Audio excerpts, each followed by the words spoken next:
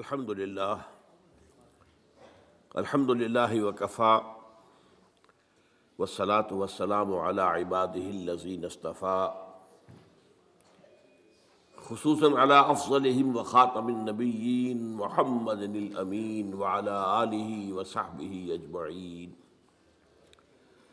اما بعد فقد قال اللہ تبارک وتعالی کما ورد فی اول سورۃ البقرہ اعوذ باللہ من الشیطان الرجیم بسم اللہ الرحمن الرحیم الف لام میم ذالک الکتاب لا ریب فیہ ھدی للمتقین الذین یؤمنون بالغیب ویقیمون الصلاة ومما رزقناہم ینفقون والذین یؤمنون بما انزل الیک وما انزل من قبلک وبالآخرۃ ہم یوقنون اولئک علی ھدی من ربہم واولئک هم المفلحون وقال عز وجل كما ورد في نفس السورة ليس البر أن تولوا وجوهكم قبل المشرق والمغرب ولكن البر من آمن بالله واليوم الآخر والملائكة والكتاب والنبيين وقال جل وعلا كما ورد في آخر نفس السورة آمن الرسول بما أنزل إليه من ربه والمؤمنون كل آمن بالله وملائكته وكتبه ورسله لا نفرق بين أحد من رسله وقالوا سمعنا وأطعنا غفرانك ربنا وإليك المصير وقال عز وجل كما ورد في القرآن في سورة التغابن فآمنوا بالله ورسوله والنور الذي أنزلنا والله بما تعملون خبير يوم يجمعكم ليوم الجمع ذلك يوم التغابن ومن يؤمن بالله ويعمل صالحا يكفر عنه سيئاته ويدخله جنات تجري من تحتها الأنهار خالدين فيها أبدا ذلك الفوز العظيم والذين كفروا وكذبوا بآياتنا أولئك أصحاب النار خالدين فيها وبئس المصير صدق الله العظيم رب اشرح لي صدري ويسر لي أمري واحلل عقدة من لساني يفقهوا قولي اللهم ربنا ألهمنا رشدنا وأعذنا من شرور أنفسنا اللهم أرنا الحق حقا وارزقنا اتباعه وأرنا الباطل باطلا وارزقنا اجتنابه اللهم صل على عبدك ونبيك ورسولك وحبيبك وخليلك محمد وبارك وسلم وبارك على جميع الأنبياء والمرسلين وعلى ملائكتك المقربين وعلى عبادك الصالحين وعلينا معهم يا ارحم الراحمين۔ معزز حاضرین اور محترم خواتین، آج ہم اللہ کا نام لے کر 4 خطبات سیرت کا سلسلہ شروع کر رہے ہیں۔ آپ دعا کریں کہ اللہ تعالی حالات کو سازگار بنائے رکھے، میری طبیعت بھی اس قابل رہے کہ میں اس پروگرام کو پورا کر سکوں۔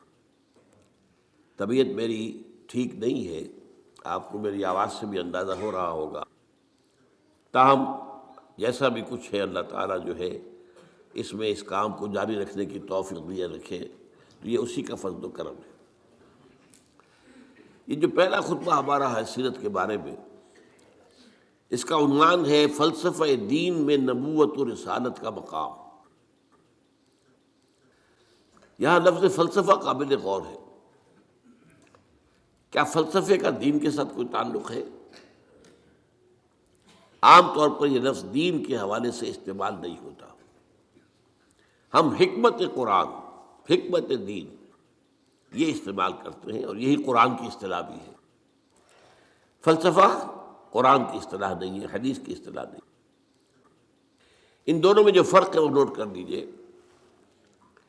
فلسفہ خالص منطق کی بنیاد پر آگے چلتا ہے، جہاں کوئی چیز منطقی طور پر ثابت نہ ہو وہاں فلسفہ رک جائے، آگے نہیں بڑھے گا۔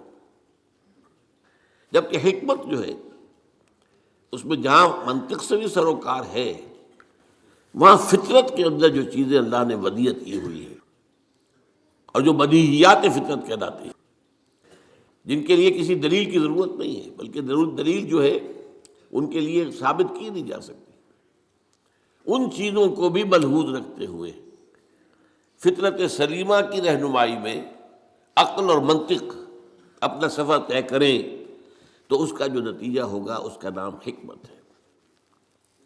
قرآن مجید میں حکیم انسان کی ایک بڑی مثال دی گئی ہے حضرت لقمان کی صورت میں، وَلَقَدْ آتَيْنَا لُقْمَانَ الْحِكْمَةَ أَنِ اشْكُرْ لِلَّهِ۔ ہمارا جو منتخب نصاب ہے مطالعہ قرآن حکیم کا، اس کا تیسرا درس اسی پر مشتمل ہے، سورہ لقمان کا دوسرا رکوع۔ البتہ ایک بات جان لیجئے کہ فلسفے کی بہت سی شاخیں ہیں۔ منطق خود ایک فن ہے اگرچہ، لیکن وہ فلسفے کی شاخ شمار ہوتا ہے۔ ایک زمانے میں نفسیات بھی فلسفے کی شاخ تھی، یہ سب فلسفے کی، لیکن اب جو ہے فلسفے کے لیے علیحدہ علیحدہ نام اس کے مختلف شاخوں کے لیے۔ ایک کا نام ہے میٹا فزکس۔ میٹا فزکس جو ہے اس کا براہ راست تعلق جو ہے دین کے ساتھ ہے۔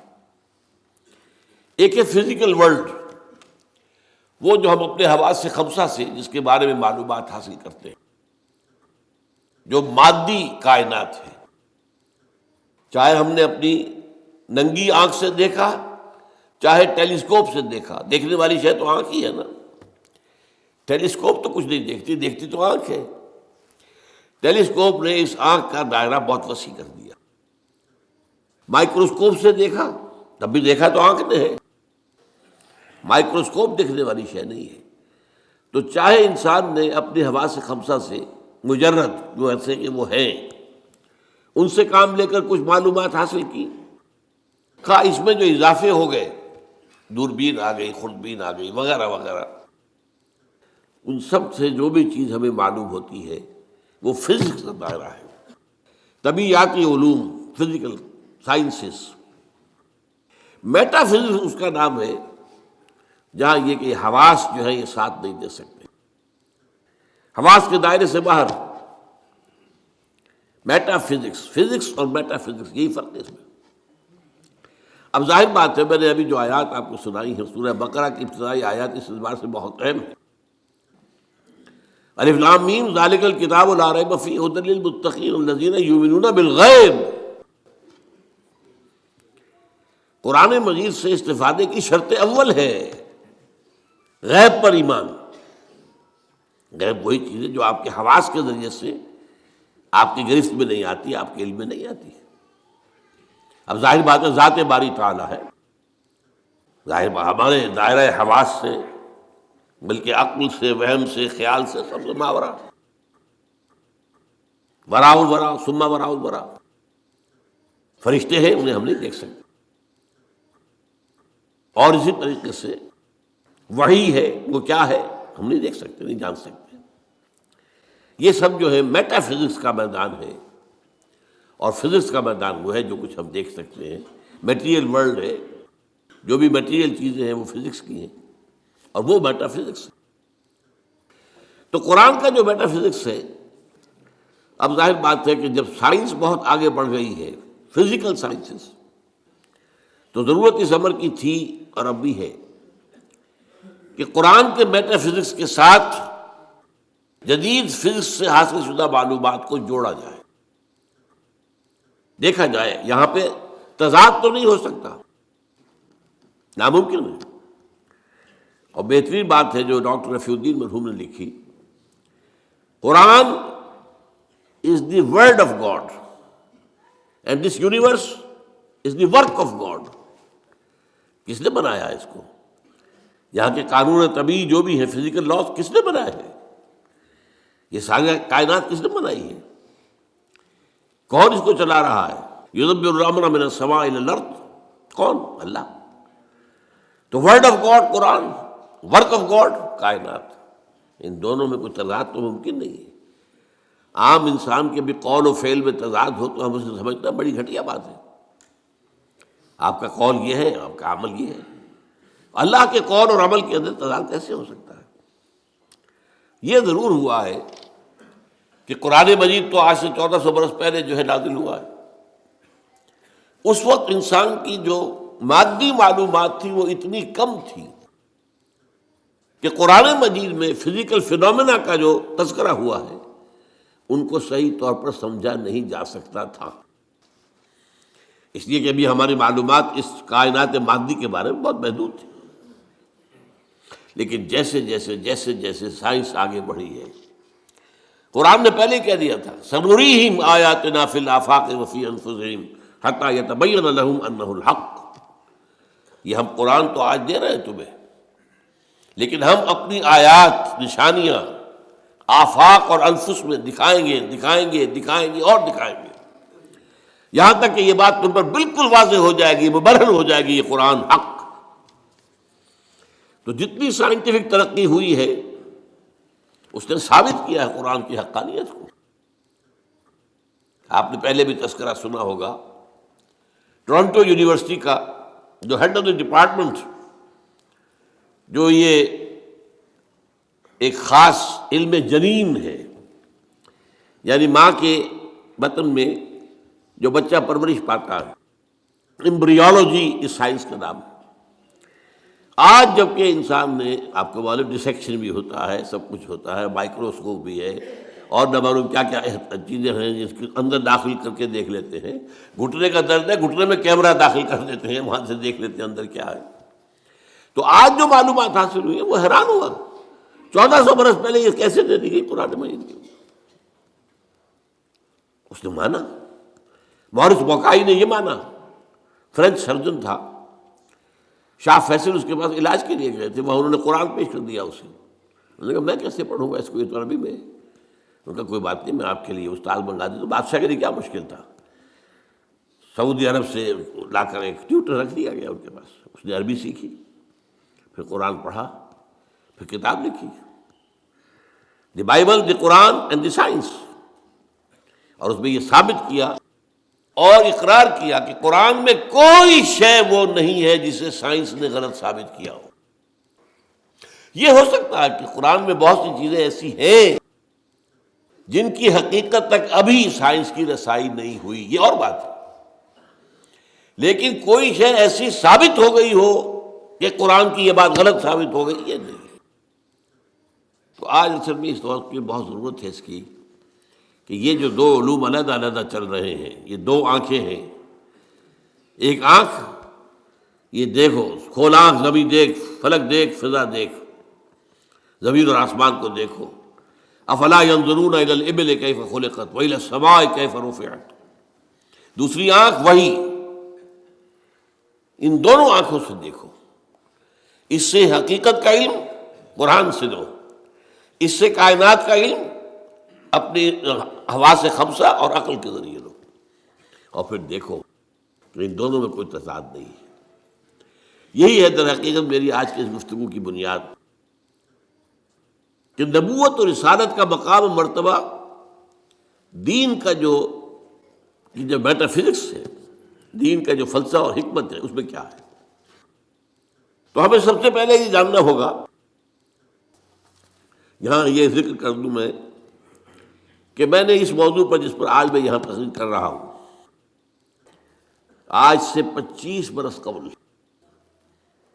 یہ جو ہمارا یہ ٹاؤن ہال ہے، جنا ہال، 26 مارچ 1975 کو تقریر کی تھی. اور وہ تقریر چھپی ہوئی ہے، میری کتاب ہے نبی اکرم صلی اللہ علیہ وسلم کا مقصد بعثت. یہ جو بھی آج کا لیکچر ہے وہ پہلا لیکچر اسی موضوع پر اس وقت تھا. اب 25 سال میں یقیناً میرے فکر میں بھی کچھ وسعت پیدا ہوئی ہے.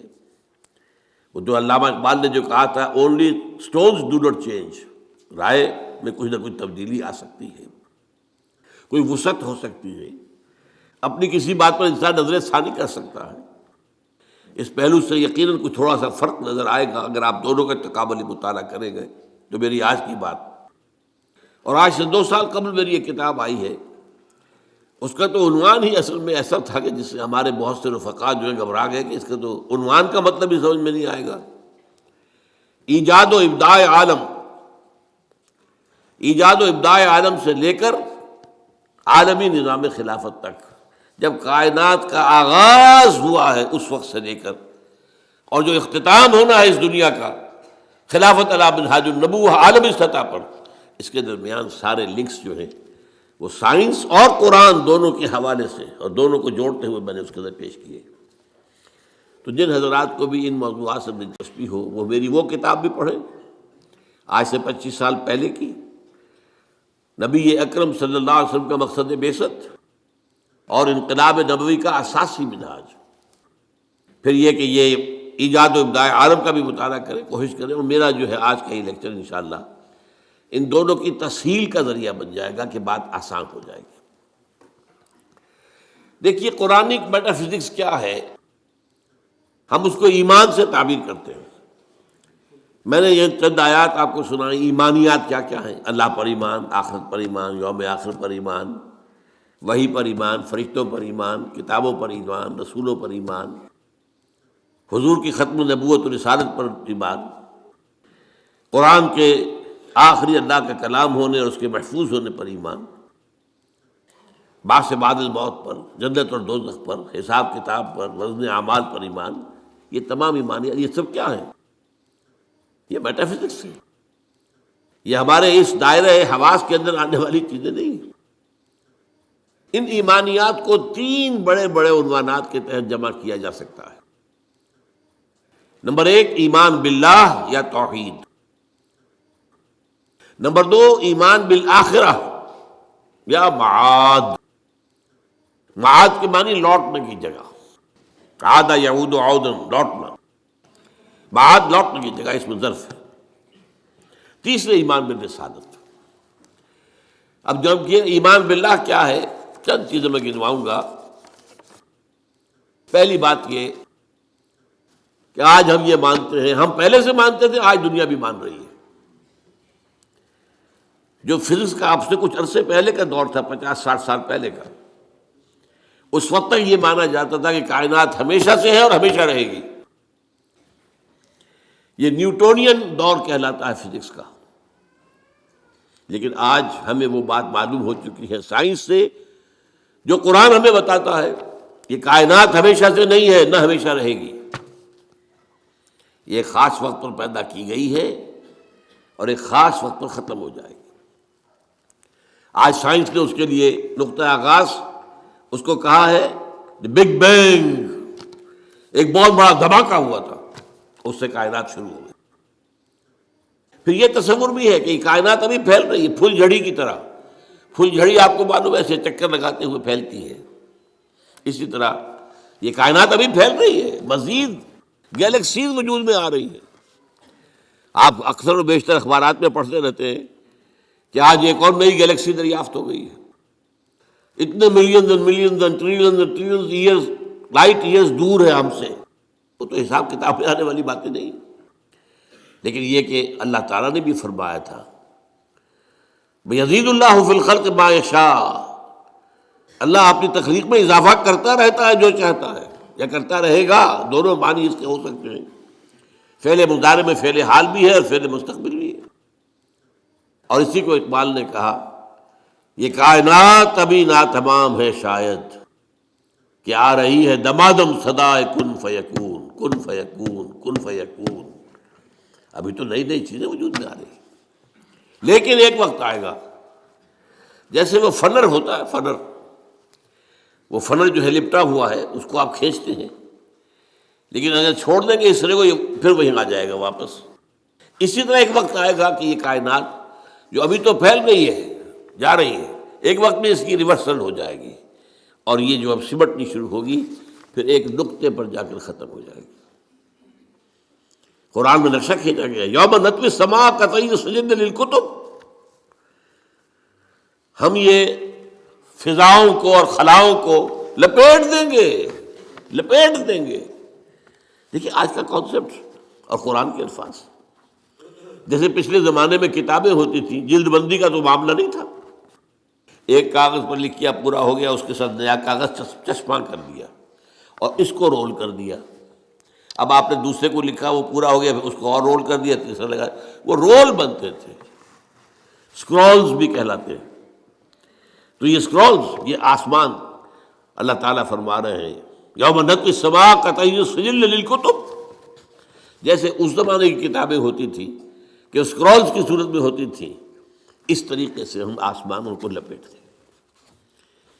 یہ کائنات نہ ہمیشہ سے ہے نہ ہمیشہ رہے گی، ایک ہستی ہے البتہ جو ہمیشہ سے ہے اور ہمیشہ رہے گی،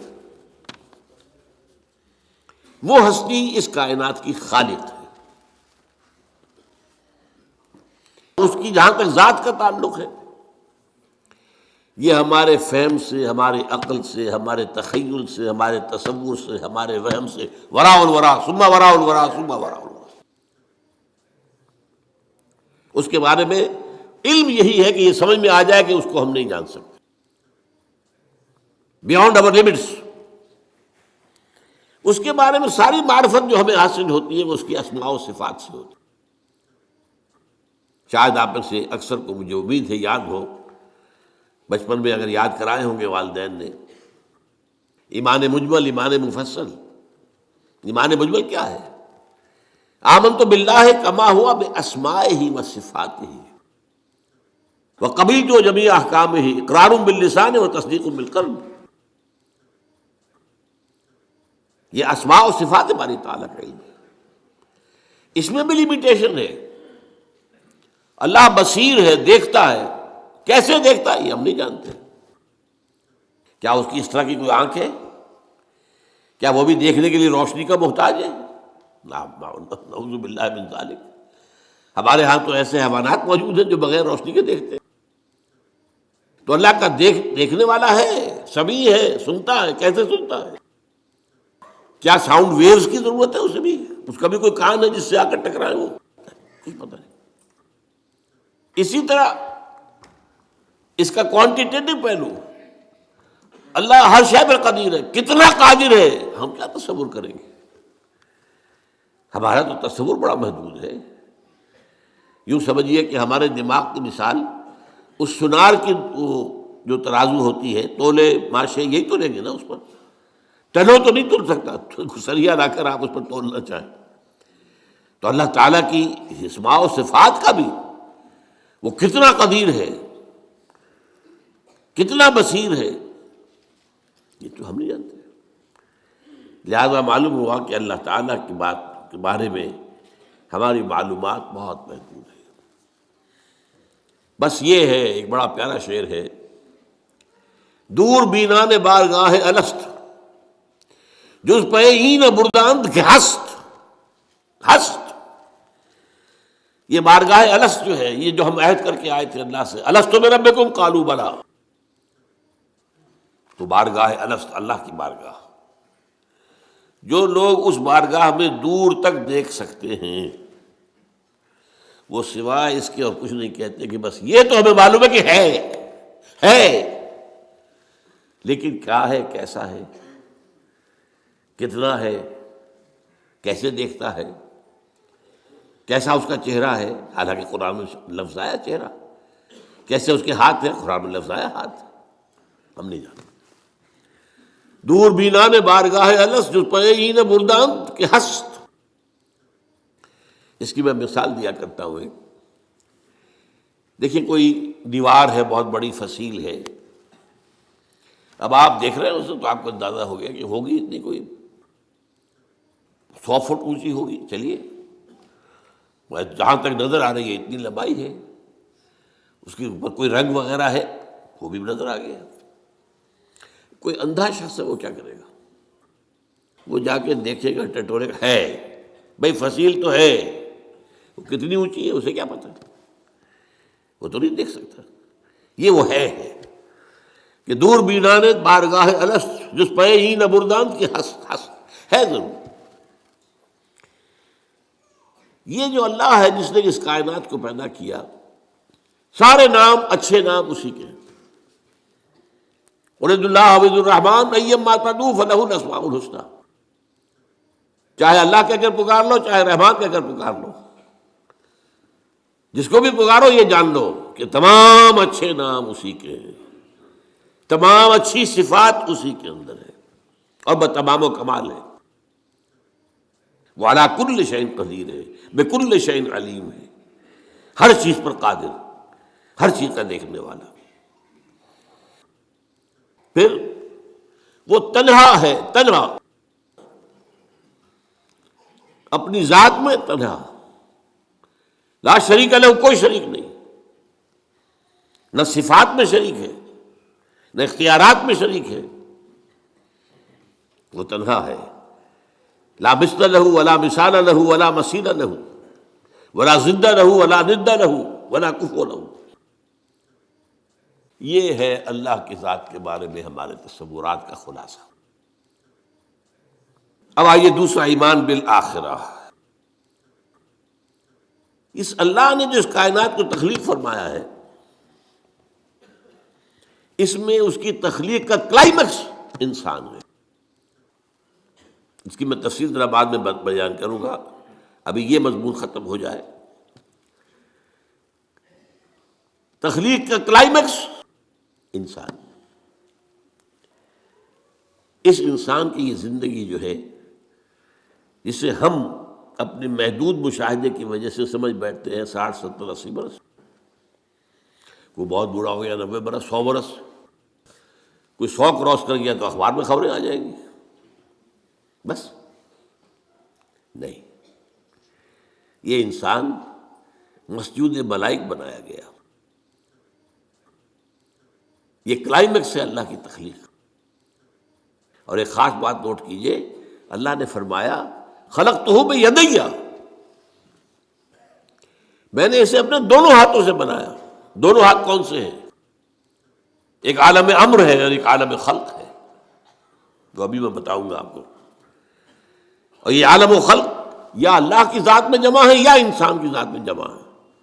باقی پوری کائنات میں یا کوئی شے ہے تو عالم خلق کی ہے، یا دوسری ہے تو عالم امر کی ہے، دونوں چیزیں جمع ہیں اللہ کی ذات میں اور انسان کی ذات میں۔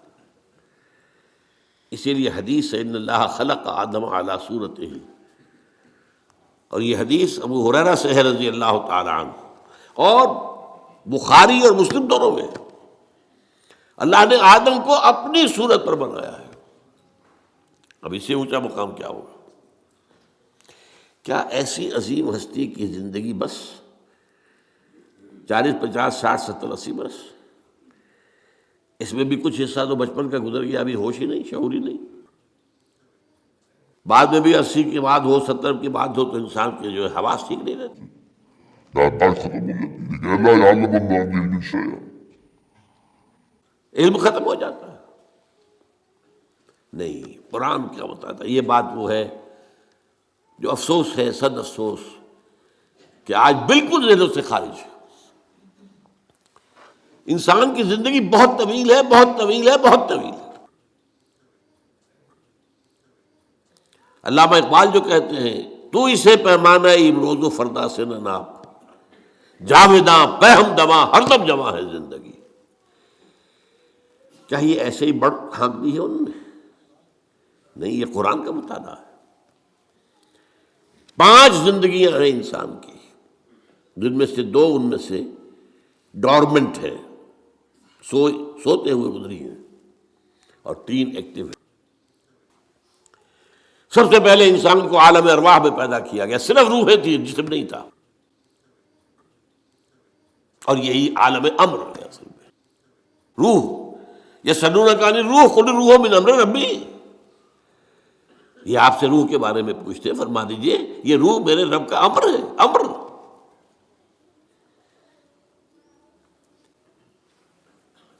اس کے بعد اسی عمل کے دوران، اسی روحانی زندگی کے دوران عہد لیا گیا، الست بربکم قالوا بلی۔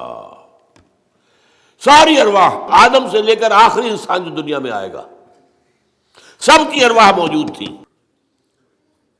میری، میرے والد کی، میرے دادا کی، پردادا کی، سگڑ دادا کی، آدم تک، اور میرے بیٹے کی اور پوتے کی اور پڑ پوتے کی اور آخری انسان جو آئے گا دنیا میں اس تک تمام انسانوں کی ارواح.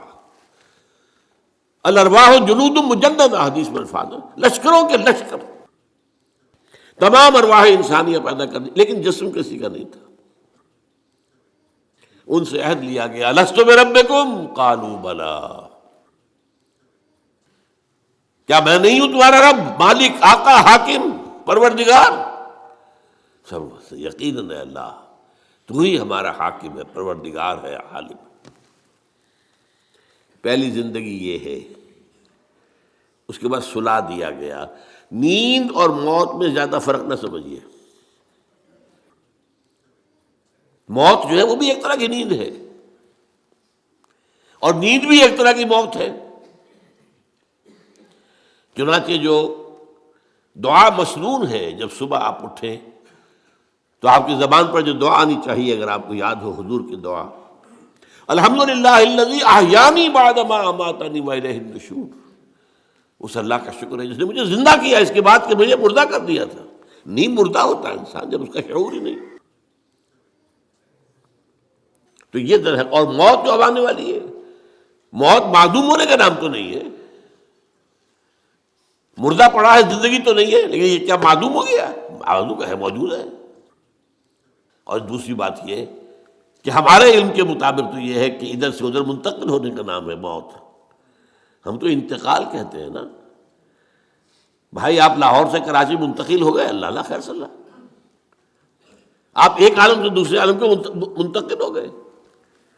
عالم دنیا سے عالم برزخ، عالم برزخ سے عالم آخرہ. تو پہلی زندگی عالم ارواح میں، جبکہ ہمارے پاس جسم نہیں تھے. پھر سلا دیا گیا، یہ دوسری زندگی ہے، لیکن یہ موت کی کیفیت یا نیند کی کیفیت ہے.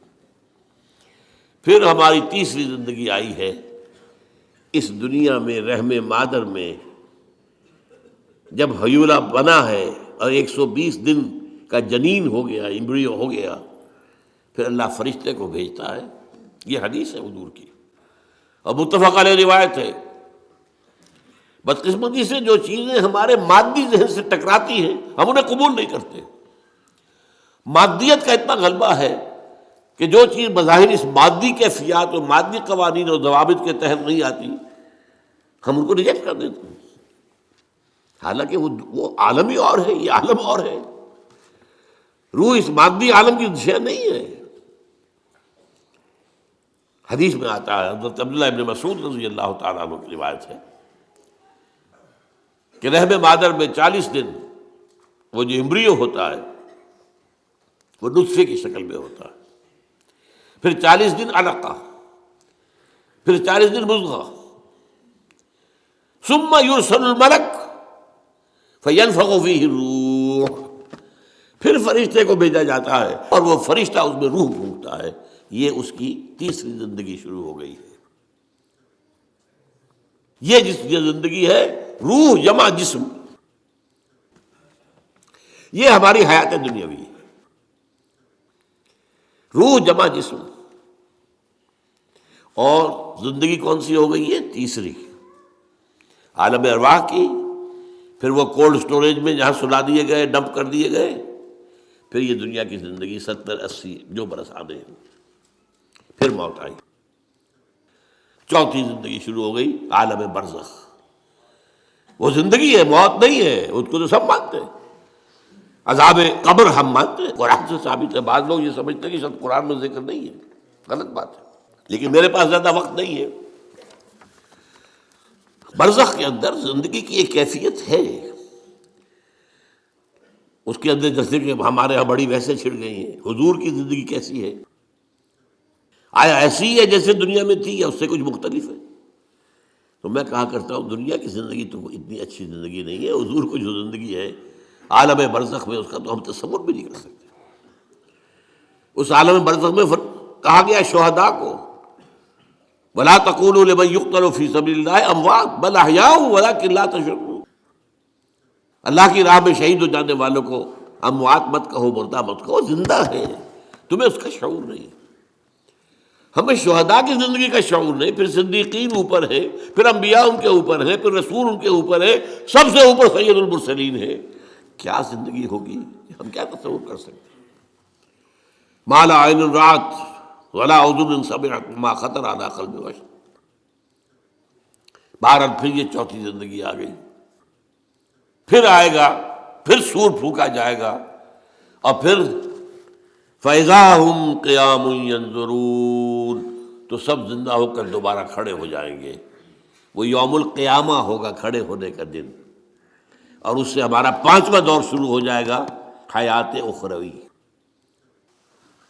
اچھا، حیات اخروی کے بارے میں ہمارا کیا ایمان ہے؟ کیا وہ کبھی ختم ہونے والی ہے؟ وہ تو ابدی ہے. فَإِنَّهَا لَجَنَّةٌ أَبَدًا أَوْ لَنَارٌ أَبَدًا. یہ پوری زندگی تو زندگی کتنی بڑی ہو گئی. تو اسے پیمانہ امروز و فردا سے نہ ناپ، جام نہ پہم دواں، ہر دم جواں ہے زندگی. البتہ ایک کام کیا کیا ہے اللہ نے، یہ جو دو موتوں کے درمیان زندگی آئی ہے، پہلی موت جو کہ ہم عالم ارواح سے، اس کے بعد سلا دیے گئے، موت آ گئی نا، پھر اللہ نے زندہ کیا.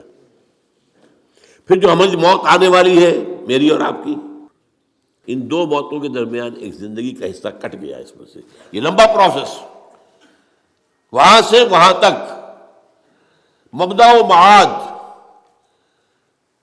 انا للہ و انا الیہ راجعون، اس میں یہ چھوٹا سا ہماری زندگی میں سے حصہ کاٹ کر اس سے ایک امتحانی وقفہ بنایا گیا. خلق الموت والحیات لیبلوکم ایکم احسن عملا. اس نے زندگی اور موتیں تخلیق کی ہیں تاکہ تمہیں آزمائے کہ کون ہے تم میں سے اچھے عمل کرنے والے. یہ امتحانی، اس کو بھی اقبال نے خوب کہا ہے، ملزم ہستی سے تو ابرا ہے مانند حباب، اس نیا خانے میں تیرا امتحان ہے زندگی. اب امتحان 3 گھنٹے کا بھی ہوتا ہے تو وہ 30 سال کا بھی ہو سکتا ہے. یہ تو ایک کوانٹیٹیو ایلیمنٹ ہوا، امتحان ہے. Testing is testing.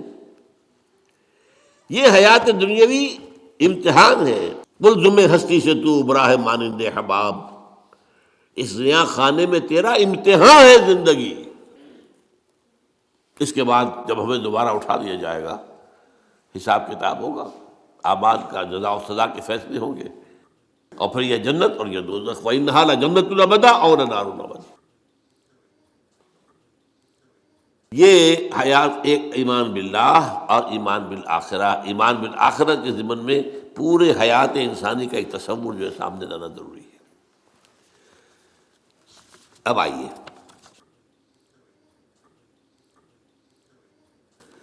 میں نے کہا تھا تخلیق کے بارے میں کچھ باتیں آپ کو بتاؤں گا. یہ جدید سائنس کے حوالے سے بھی بہت اہم چیزیں ہیں، اور یہ قرآن کی حکمت اور فلسفے کے لیے. بدقسمتی ہماری یہ ہے کہ ہمارے جو فلسفی مسلمان ہوئے، ابن سینا ہو، فارابی ہو، کندی ہو، جو متکلمین ہوئے جنہوں نے عقل سے کام لے کر قرآن کی تفسیریں کی ہیں، امام راضی ان میں بہت بڑے مقام پر ہیں، اور ہیں بہت ہیں. کچھ صوفی مزاج صوفی ہے، فلسفی ہے. ان سب نے اپنی زیادہ تر گفتگو کا دار و مدار یونانی حکماء اور فلاسفہ کی بات پر رکھی ہے. سقراط اس کا شاگرد، افلاطون اس کا شاگرد ارسطو. ہمارے متکلمین، ہمارے فلاسفہ سب ارسطو کے شاگرد. ہمارے صوفیہ اکثر و بیشتر افلاطون اور پروٹائنس، فلاطینوس ان کے شاگرد. لہذا مولانا روم نے بڑا شکوے کے انداز میں کہا تھا، چند خوانی حکمت یونانیہ. تم کب تک یونانیوں کی حکمت پڑھتے رہو گے، یونانیوں کا فلسفہ پڑھتے رہو گے، یونانیوں کی میٹا فزکس، یونانیوں کی منطق. چند خوانی حکمت یونانیہ، حکمت قرآنیہ راہم بخواں. کبھی ذرا قرآن مجید میں جو حکمت دی گئی ہے، جو فلسفہ دیا گیا ہے، جو حقائق بیان کیے گئے، کبھی ان پر توجہ کرو۔ اللہ تعالیٰ توفیق دے۔ میری دلی آرزو ہوگی کہ آپ میں سے جو ذہین لوگ ہیں، ظاہر بات ہے کہ یہ میدان ہر شخص کا نہیں ہے، حضور صلی اللہ علیہ وسلم کا جو افرادی انفرادی سطح پر انقلاب برپا کرنے کا پروسیس ہے، 4 الفاظ ہیں اس میں ٹاپ پر آتا ہے حکمت۔ یتلو علیہم آیاتہ یزکیہم ویعلمہم الکتاب والحکمہ، حکمہ، یہ تعلیم محمدی صلی اللہ علیہ وسلم، تربیت نبوی صلی اللہ علیہ وسلم، اس کی سب سے اونچی منزل ہے تعلیم حکمت۔ تو ظاہر بات ہے کہ ہر شخص اس کا اہل نہیں ہوتا۔ یہ اللہ تعالیٰ نے ظاہر بات ہے سب کو ایک جیسا نہیں بنایا ہے، جسمانی قوتوں کے اعتبار سے بھی فرق و تفاوت ہے، ذہنی صلاحیتوں کے اعتبار سے بھی فرق و تفاوت ہے۔ جن لوگوں کے اندر یہ فلسفہ اور حکمت کا ذوق ہو وہ اس معاملے میں آئیں، سوچیں، پڑھیں۔ میری یہ چند باتیں ہو سکتا ہے کہ ان کے لیے چشم کشا ثابت۔ وہ کتاب اس وقت میری جو ہے ایجاد و ابداع عالم، وہ آؤٹ آف پرنٹ ہے، موجود نہیں ہے، انشاءاللہ جلدی ہی پرنٹ کروا لیں گے دوبارہ۔ دیکھیے تخلیق کا مرحلہ اول عالم امر ہے، اللہ کا ایک حکم کن، انما امرہ اذا اراد شیئا ان یقول کن فیکون۔ اس کن سے ایک نور پیدا ہوا ہے، ویری سٹل، لطیف، حرارت کوئی نہیں، خنک نور۔ یہ نور اللہ، یہ پہلی شے ہے جو پیدا ہوئی ہے۔ حکم ایک کن، یہ عالم امر ہے۔ اس نور سے پیدا کیے گئی تمام ارواح انسانیہ، تمام ملائکہ۔ ملائکہ کے بارے میں حدیث موجود ہے، قرآن مجید میں ذکر نہیں ہے، حدیث میں ہے۔ حضرت عائشہ رضی اللہ تعالی عنہا سے مسلم شریف کی روایت ہے کہ ان اللہ خلق الملائکہ من نور، یہ عالم امر ہے پہلے جو پیدا کیا گیا ہے، ایک نور، بسیط نور، لطیف نور۔ اس نور سے ارواح انسانیہ، انہی میں ایک روح محمدی بھی تھی نا، جس کو نور محمدی بھی کہا جا سکتا ہے۔ یہ لفظ جو ہمارے یہاں کہا جاتا ہے نور محمدی، نور اس لیے کہ روح نورانی ہے، ملائکہ نورانی ہے، اللہ نے فرشتوں کو نور سے پیدا کیا۔ اچھا، اب اس تخلیق کا دوسرا مرحلہ آیا۔ یہ پہلی تخلیق جو میٹا فزیکل ورلڈ کی ہے، دوسری تخلیق ہے فزیکل ورلڈ۔ ایک اور امر کن، اور اس سے ایک بگ بینگ پیدا ہو، یہاں سے سائنس شروع ہوتی ہے۔ اس لیے کہ وہ جو پہلا معاملہ ہے وہ سائنس کے دائرے سے باہر کا ہے، ارواح ہو، ملائکہ ہو، یہ سائنس کے دائرے سے باہر، وہ عالم امر ہے۔ یہ عالم خلق شروع ہوا ہے اب، اور عالم خلق اور عالم امر میں ایک بڑا بنیادی فرق جان لیجئے۔ عالم امر میں اللہ کے کسی حکم کے تعمیل میں کوئی لمحہ صرف نہیں ہوتا، کن فیکون، کن فیکون، نو ٹائم ایلیمنٹ۔ یہی وجہ ہے فرشتے کو عرش سے زمین تک آنے میں کوئی وقت نہیں لگتا، روح کو بھی کوئی وقت نہیں لگتا۔ یہ بیانڈ دس فزیکل ورلڈ ہے نا، تو میٹا فزیکل ورلڈ کا سے تعلق ہے ان کا، یہ عالم امر سے ہے۔ امر میں وقت نہیں لگے گا قطعاً، خلق میں وقت لگے گا لازماً۔ آم کی گٹھلی ہے، آم کا پودا بننے میں 5-6 سال لگ جائیں گے، رحم مادر میں حمل ٹھہر گیا ہے، بچے کے پورے بننے میں 9 مہینے لگیں گے، ٹائم لگے گا، اٹس خلق۔ قرآن کہتا ہے ہم نے آسمان زمین 6 دن میں پیدا کیے، ٹائم لگا کہ نہیں لگا؟ تو یہ امر ہے وہ پہلا، جس میں کہ کیا ہے 3 چیزیں ہیں۔ اللہ کا نور جو بہت لطیف ہے، وہ خزانہ ہے، اسی سے بنی ارواح انسان کی ہے، اس سے بنے فرشتے. اور چوتھی چیز نوٹ کیجئے، وہی بھی عالم امر سے متعلق ہے، اس لیے کہ وہ ایک کمیونیکیشن ہے بٹوین روح انسانی یا روح نبوی اور الروح القدس. جبرائیل کون ہے؟ فرشتہ. روح محمدی یہ بھی نوری وہ بھی نوری. یہ ان دونوں کا کمیونیکیشن ہے وہی. لہذا اس کا تعلق بھی عالم خلق سے نہیں ہے، عالم امر سے. بہت پیارا شعر کہیں کہا ہے، کس کیفیت میں کہا ہے میں نہیں سمجھ سکتا. نغمہ وہی ہے نغمہ کہ جس کو روح سنے اور روح سنائے. روح محمدی نے سنا ہے، اس کان سے نہیں سنا حضور نے. یہ نوٹ کر دیجئے، کبھی پڑھیے حقیقت وحی نامی کتاب مولانا سعید احمد اکبر آبادی کی. وحی کی حقیقت کیا ہے؟ وہی براہ راست قلب پر جاتی ہے، اس کان کے واسطے سے نہیں جاتی. یہ کان عالم خلق کا ہے، قلب عالم امر کی شے، روح کا مسکن ہے. وہاں روح ہے، روح محمدی ہے. فَإِنَّهُ نَزَّلَهُ عَلَىٰ قَلْبِكَ، اس کو اے نبی اتارا ہے اس فرشتے نے آپ کے دل پر براہ راست. تو نغمہ وہی ہے نغمہ کہ جس کو روح سنے اور روح سنائے. اب اس کے بعد جب مرحلہ دوم شروع ہوا بگ بینگ سے، آج سائنس ہمیں بتا رہی ہے کہ بگ بینگ کے نتیجے میں بہت چھوٹے چھوٹے ذرات، ایٹم سے بھی 1000 گنا چھوٹا، فوٹونز، ان سے چھوٹی کسی چیز کا تصور نہیں ہے. انتہائی گرم جو دھماکہ ہوا big bang, trillions degrees Fahrenheit اس کا ٹیمپریچر تھا، آج سائنس بتا رہی ہے. اور آپ کو معلوم ہے آج انسان ایک تجربہ کرنے چلا ہے جس کے لیے ایک بڑی لمبی سرنگ کھودی گئی ہے سوئٹزرلینڈ کے اندر، پہاڑ کے اندر، غالباً 26 کلومیٹر لانگ. اس میں یہ ایکسپیریمنٹ کر کے دیکھیں گے. سائنس تو اسی بات کو مانتی ہے جس سے آپ ویریفائی کر سکیں ایکسپیریمنٹ سے. آپ کہتے ہیں پانی جو ہے آکسیجن اور ہائیڈروجن مل کر بنا، ہائیڈرولسس کر کے دیکھ لیں، بن گیا، آ گئی آپ کے پاس آکسیجن بھی آ گئی، ہائیڈروجن بھی آ گئی.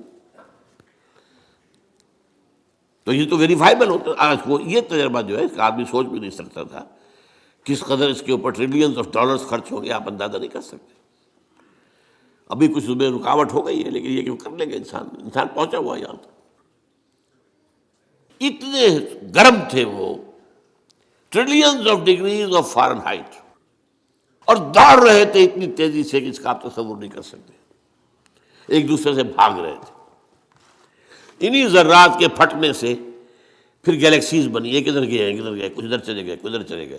جیسے آگ کا بھی پھٹ جاتا ہے کبھی کبھی. آگ کی کئی جو ہے قرآن مجید میں ایک آگ کا تذکرہ ذی ثلاث شعب، جہنم جو ہے جو آگ ہوگی وہ 3 شعبوں میں تقسیم ہوگی. یہ گیلیکسیز بنی ہے. ان گیلیکسیز سے پھر کیا ہوا ہے؟ سب سے پہلے فوٹونز سے نیوٹرونز، پروٹونز، الیکٹرونز بنے، ایٹم بن گیا. ایٹم کے جمع ہونے سے ایک خاص ترتیب سے مالیکیول بن گیا. مالیکیول اور کمپلیکس ہوتے چلے گئے، اور خاص طور پر جو کاربن کا ایک ہے جو اس کا مین بن گیا، تو پھر یہ ان آرگینک سے آرگینک بن گئے. یہ ایک طرف ارتقاء ہو رہا ہے یا تنزل ہو رہا ہے، جو بھی آپ اسے کہیں.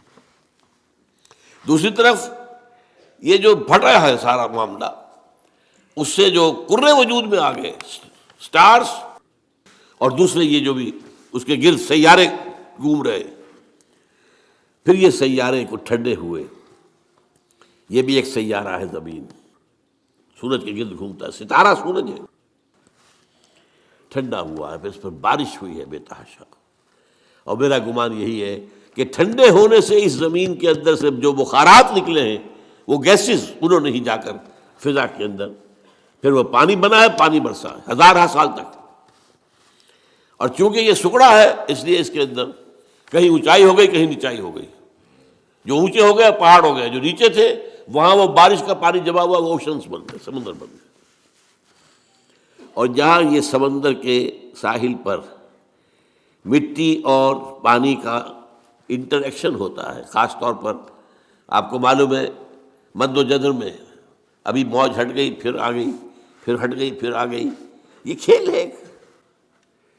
اس سے جو ہے اس کے اندر وہ ایک ایسی کیفیت پیدا کر دیتا ہے اللہ تعالیٰ کہ حیات عرضی کا آغاز ہو جاتا ہے۔ اس حیات عرضی کا پھر کلائمیکس انسان ہے۔ اس کا مادہ تخلیق مٹی ہے، لیکن اس کے بعد جو اس میں روح لا کر شامل کی گئی ہے، اس نے اس کا مقام کچھ اور ہی کر دیا ہے۔ درمیان میں جو یہ حرارت والا دور تھا، جنات پیدا کیے گئے آگ سے، وَالْجَانَّ خَلَقْنَاهُ مِنْ قَبْلُ مِنْ نَارِ السَّمُومِ، کہیں مارج من نار کہا گیا ہے رحمان سورہ رحمان میں۔ یہ درمیان میں جو دور آیا تھا مجھے اسی کو بیان کرنا چاہیے تھا۔ جنات پیدا کیے گئے، جنات نوٹ کیجئے اپنے مادہ تخلیق کے اعتبار سے ہم سے اونچے ہیں، لطیف تر شے ہے آگ، اور مٹی جو ہے وہ تو کثیف شے ہے، انرٹ۔ آگ کے اندر جو حرکت اور حرارت ہے، یہی وجہ ہے کہ ٹھیک کہا تھا ابلیس لعین نے، انا خیر منہ، میں اس آدم سے بہتر ہوں، خلقتنی من نار وخلقتہ من طین، تو نے مجھے بنایا تھا آگ سے، اسے بنایا مٹی سے، ہاؤ کم، میں کیسے سجا کروں اس کو؟ اس کی وجہ کیا تھی؟ اس کے نگاہ، اس کے علم میں روح محمدی نہیں تھی، روح آدم نہیں تھی، جسد آدم تھا، جسد حیوانی تھا۔ جسد حیوانی کے اعتبار سے ہم یقیناً نیچے۔ لقد خلقنا الانسان فی احسن تقویم، وہ روحانی جب پیدا کیا گیا یہ سب سے اونچا مقام تھا، احسن۔ پھر اس روح کو لا کر جہاں ڈالا گیا ہے، وہ جو رحم مادر میں بچہ ہے، جس سے زیادہ ضعیف کوئی اور شے نہیں ہوتی دنیا میں۔ ہر حیوان کا بچہ کہیں زیادہ ہمارے بچے سے زیادہ طاقتور ہوتا ہے۔ بکری ابھی اگر اس کے بچہ، اس کی ولادت ہوئی ہے، تھوڑی دیر وہ بچہ جو ہے ادھر ادھر کرتا ہے، پھر کھڑا ہوتا ہے، پھر ٹانگیں ذرا تھوڑی دیر اس کی کانپتی ہے، پھر وہ چل لیتا ہے۔ ہر اعتبار سے مکمل، اس کے اندر تکمیل کون سی ہونی ہے؟ پورا جسمانی نظام مکمل ہے، پورا مسکولر نظام مکمل ہے، تھوڑی سی دیر میں اٹھ کے چل پڑتا ہے وہ۔ اسی طرح بچے اور،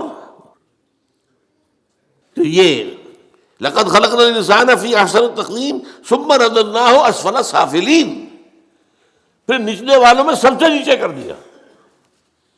اول تو یہ کہ چونکہ مادہ تخلیق مٹی ہے تو نیچے ہو گیا خود بخود، اور ضعیفی کے اعتبار سے تو یہ سب سے نیچے چلا گیا۔ الا الذین آمنوا وعملوا الصالحات، سوائے ان کے کہ جو نیک عمل کریں اور ایمان لائیں، ان کے لیے پھر یہ ہے کہ وہی بلند مقام اپنا وہ حاصل کر لیں گے، دوبارہ وہیں پہنچ جائیں گے۔ والتین والزیتون وطور سینین وہذا البلد الامین لقد خلقنا الانسان فی احسن تقویم ثم رددناہ اسفل سافلین الا الذین آمنوا وعملوا الصالحات فلہم اجر غیر ممنون۔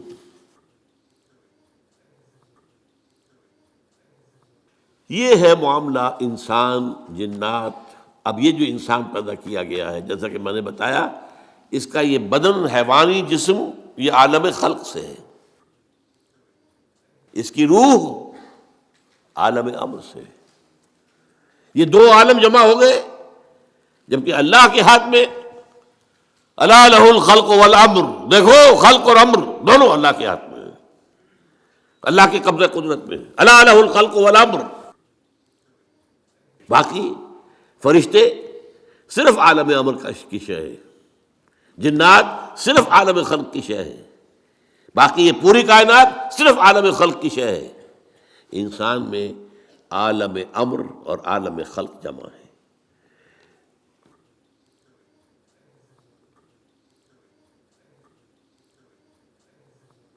اب ہمیں آگے آنا ہے، یہ جو ہم نے ابھی سمجھا کہ انسان کی یہ زندگی جو ہے امتحانی زندگی ہے، اس کا نتیجہ نکلے گا قیامت کے دن، محاسبہ ہوگا۔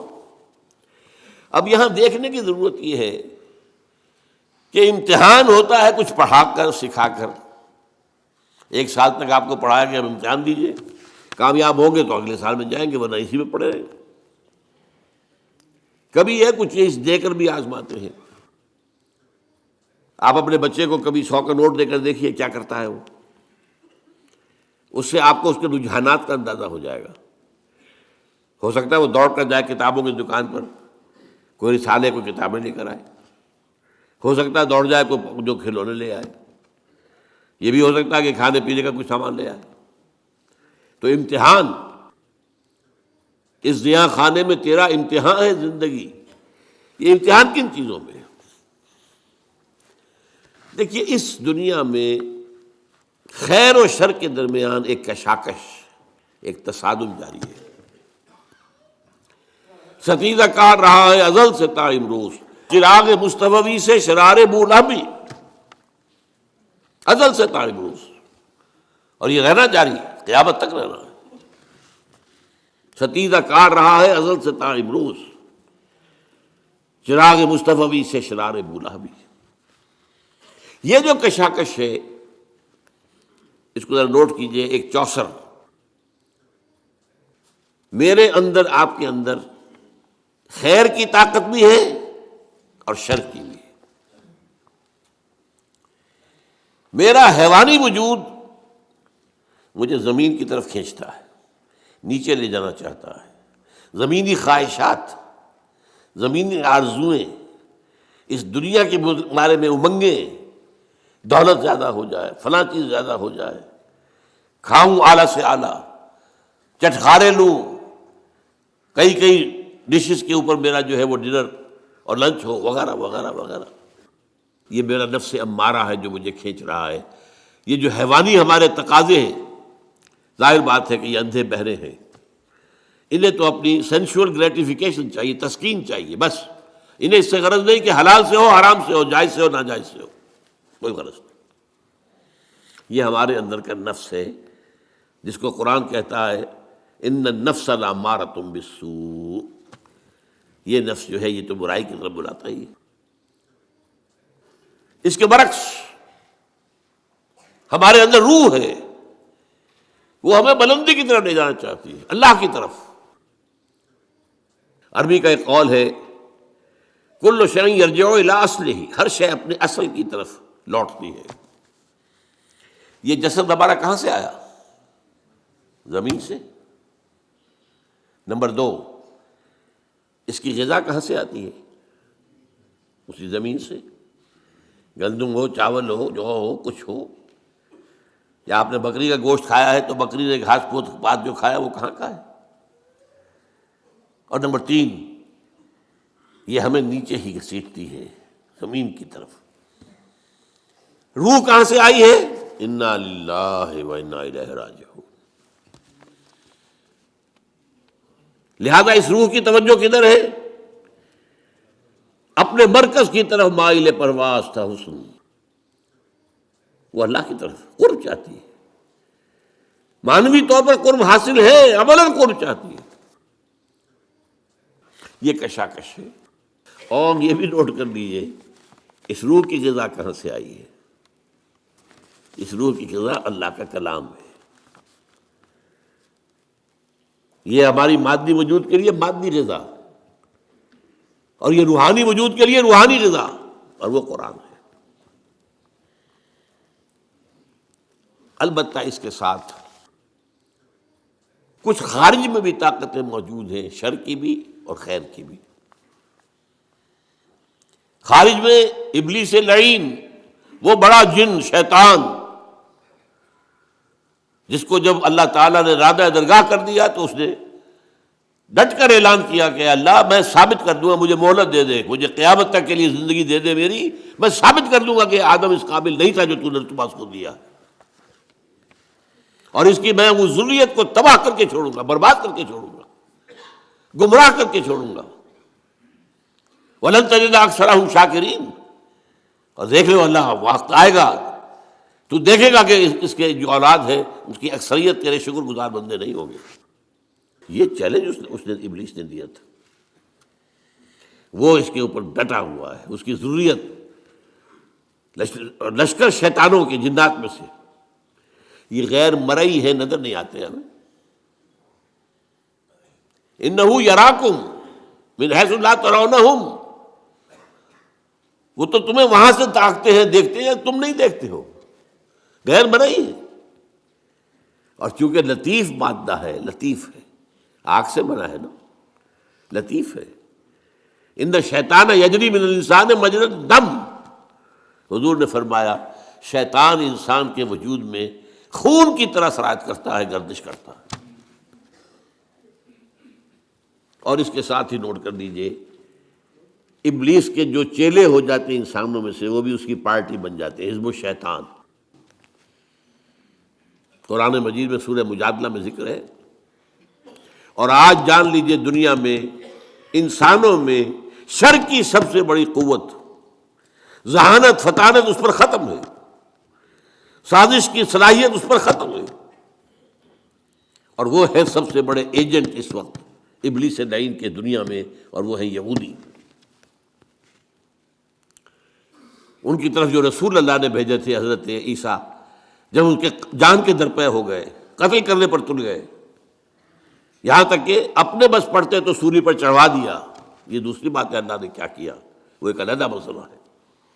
اللہ نے انہیں آسمان پر اٹھایا، اور ایک اور شخص جو ہے جس کے بارے میں گمان یہی ہے، اور صحیح ہے یہ گمان، کہ جس شخص نے ان کے حواریین میں سے دھوکہ دے کر گرفتار کروایا تھا، اسی کی شکل بنا دی گئی حضرت مسیح کی، ولیکن شبہ لہم، اس کے اندر جو ہے شبیہ پیدا کر دی گئی حضرت عیسیٰ علیہ السلام کی، اور وہ سولی چڑھنا چاہیے تھا اسے، وہ تو it deserved it۔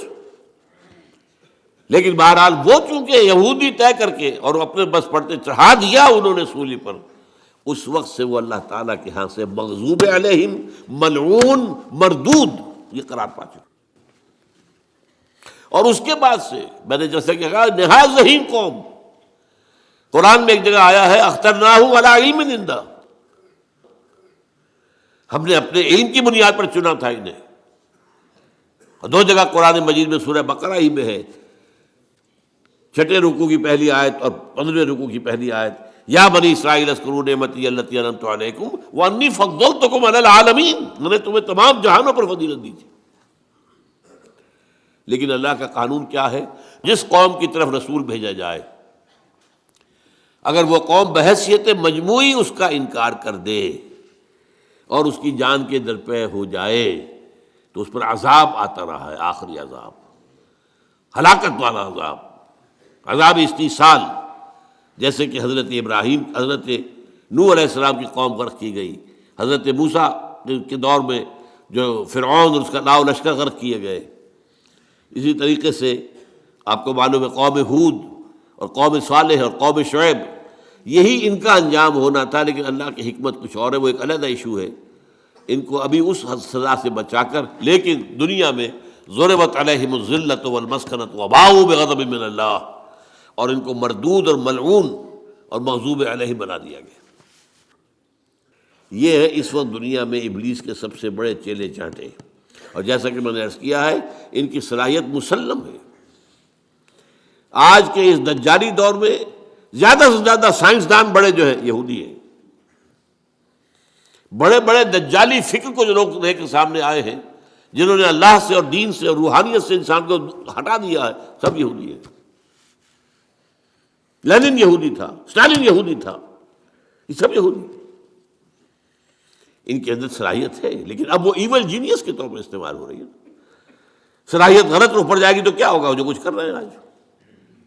بہرحال دوسری طرف خیر کی طاقت ہے، وہ کون ہے؟ وہ انبیاء ہیں، نبی ہیں، ان کے پیروکار ہیں، ان کے نقش قدم پر چلنے والے ہیں، اور ملائکہ بھی ہیں۔ جیسے نہ دیکھے والوں میں داعیان شر ابلیس اور شیاطین جن، اسی طرح نہ دیکھے جانے والوں میں داعی خیر ملائکہ۔ قرآن مجید میں آیا ہے، ہم نے فرشتوں کو حکم دیا ان ثبتوا الذین آمنوا، جاؤ یہ غزوہ بدر جو ہو رہا ہے، اہل ایمان کے قدموں کو مضبوط کر دو، جما دو، قائم کر دو۔ انہوں نے آ کر بدر بھی کی ہے، آئے ہیں غزوہ بدر میں، کوئی شک نہیں کہ فرشتے آئے ہیں۔ اللہ نے وعدہ جو کیا تھا پورا کیا۔ غزوہ احد میں بھی آئے ہیں، اللہ نے وعدہ کر دیا تھا، اپنا پورا کیا ہے۔ وَلَقَدْ صَدَقَكُمُ اللَّهُ وَعْدَهُ إِذْ تَحُسُّونَهُمْ بِإِذْنِهِ، اللہ نے اپنا وعدہ پورا کر دیا تھا جب تم انہیں اپنے دشمنوں کو گاجر مولی کی طرح کاٹ رہے تھے.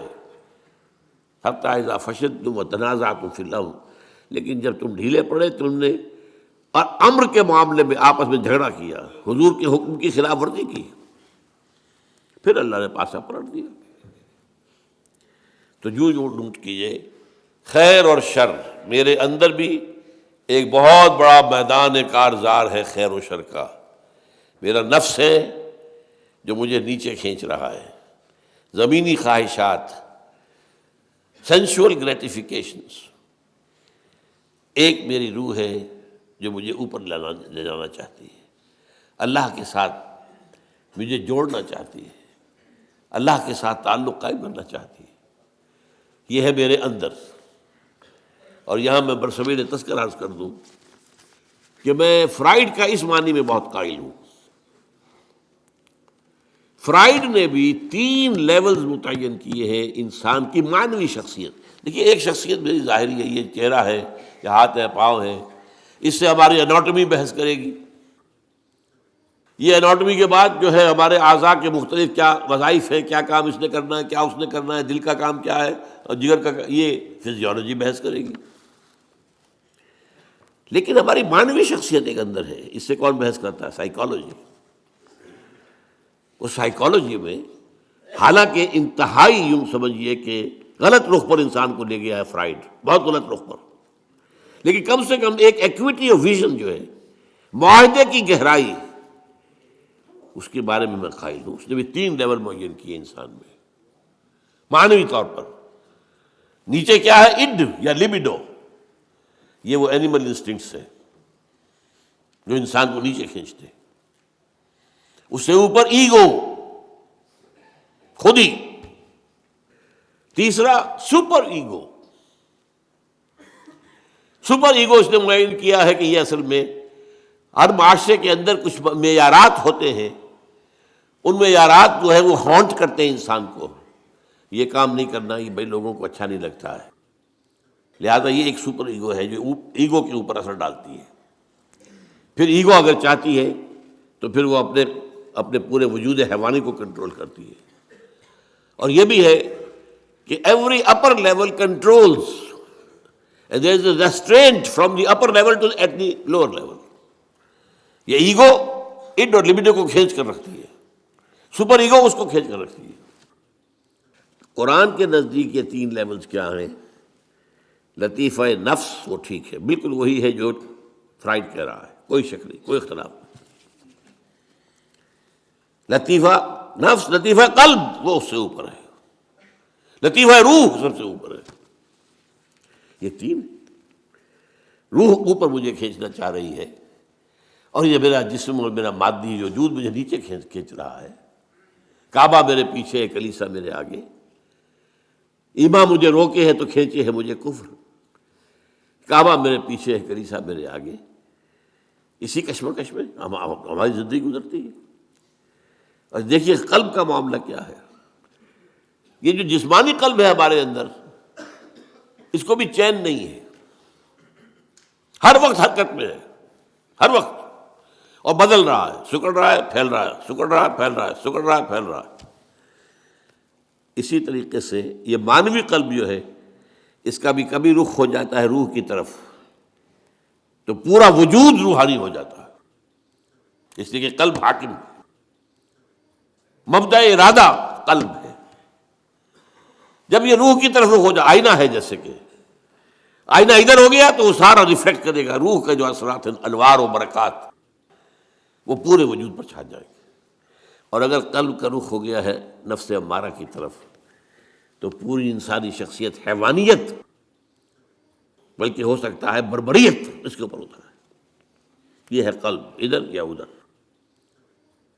اسی لیے اس سے اوپر جو شے ہے وہ اللہ تعالیٰ کا ایک حکم اور اس کی مشیت ہوتی ہے. حضور نے فرمایا ہے کہ تمام انسانوں کے دل اللہ کی 2 انگلیوں کے مابین ہیں، وہ جدھر چاہتا ہے پھیر دیتا ہے. جو خوش قسمت ہے اللہ اس کے دل کو، رخ کو موڑ دیتا ہے روح کی طرف، خیر کی طرف، بھلائی کی طرف، نیکی کی طرف. ایمان کی طرف، تقوی کی طرف، جہاد فی سبیل اللہ کی طرف. اور جن کی بدقسمت جو ارن کرتے ہیں اپنے لیے اللہ کا عذاب، ان کا وہ قلب کا رخ کر دیا جاتا ہے وہ نفس امارہ کی طرف. اب وہ حیوان، بل ہم اضل، قرآن مجید کہتا ہے حیوان ہی نہیں، ان سے بھی گئے گزرے.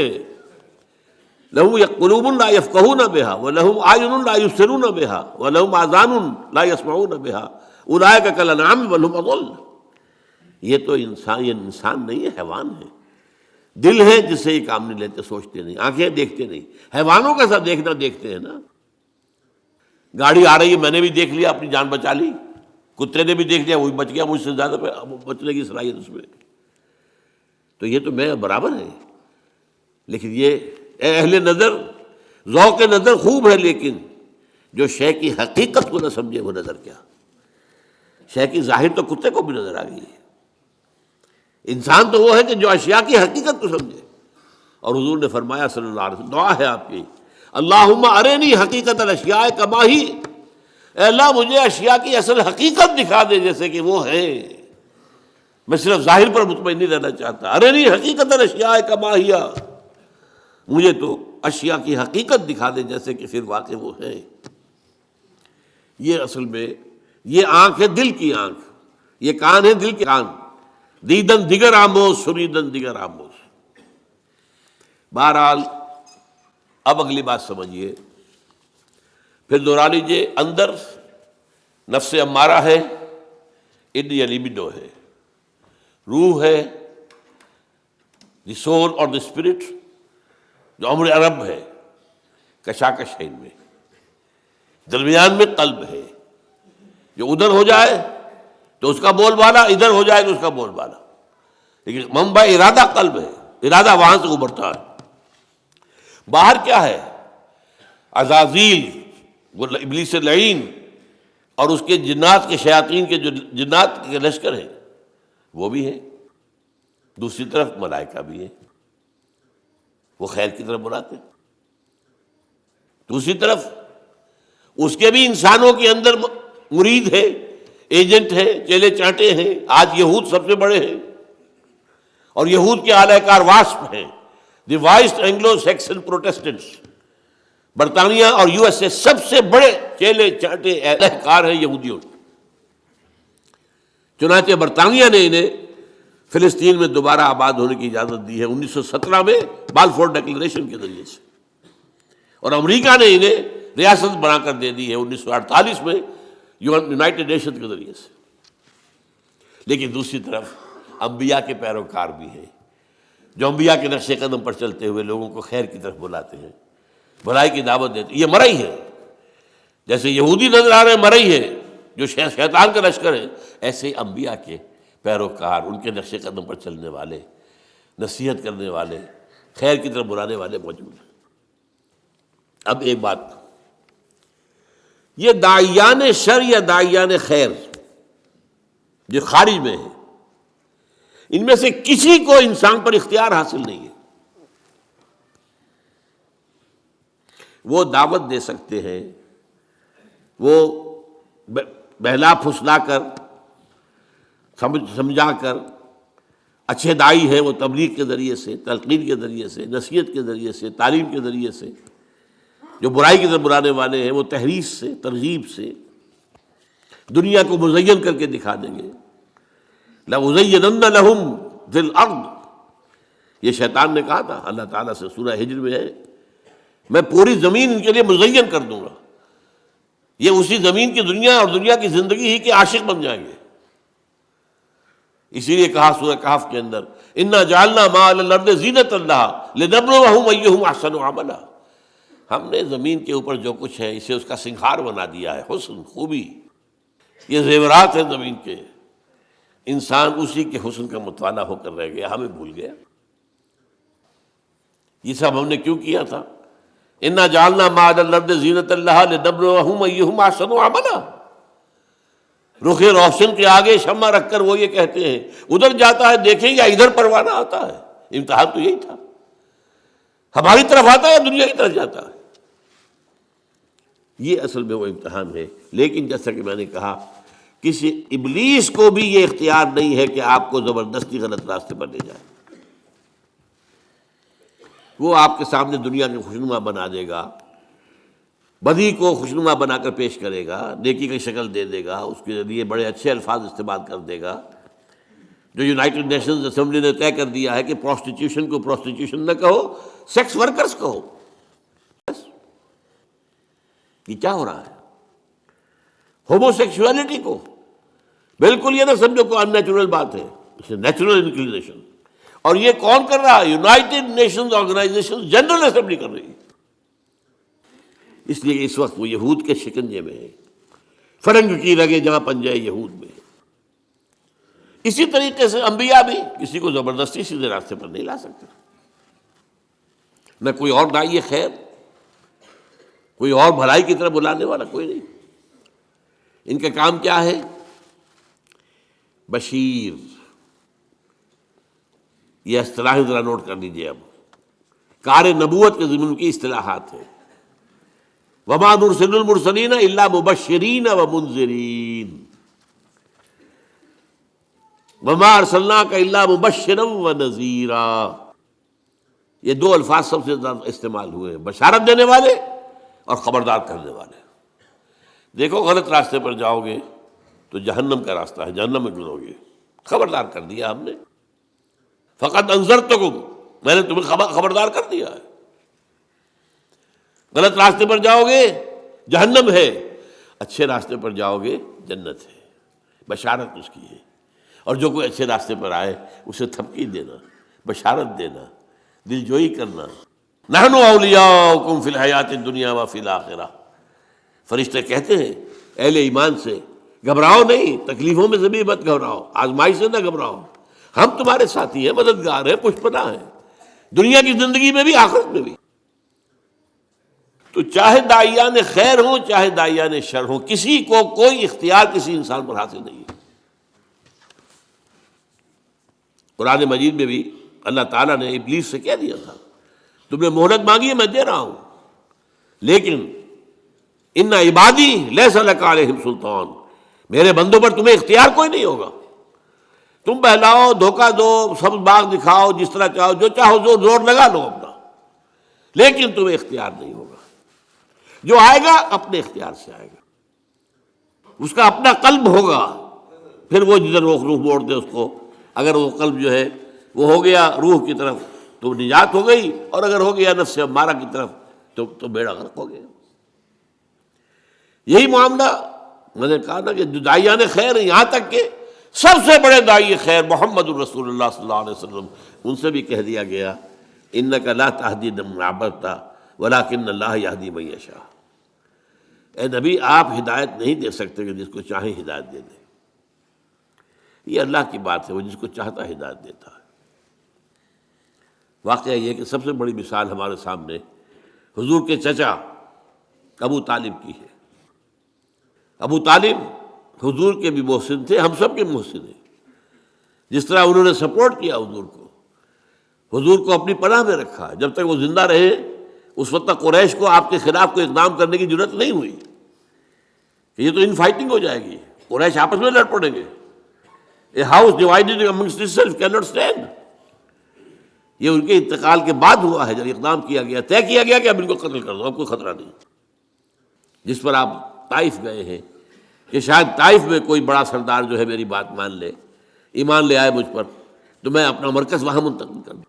لیکن وہ ایک علیحدہ بات ہوئی وہاں پر جو ہوئی، لیکن اس کے بارے میں بھی معلوم ہے کس قدر حضور کے دل میں تمنا اور آرزو ہوگی، آپ تصور کر سکتے ہیں۔ انہوں نے ساری تبعید کس لیے مانی، کتنی حضور کو خواہش ہوگی کہ ابو طالب کلمہ شہادت پڑھے بغیر دنیا سے نہ جائیں، یہاں تک کہ آخری وقت کہہ رہے ہیں، ان کے نزا کا عالم ہے، چچا جان میرے کان میں پڑھ دیجیے کلمہ تاکہ میں اللہ کے ہاں گواہی دے سکوں۔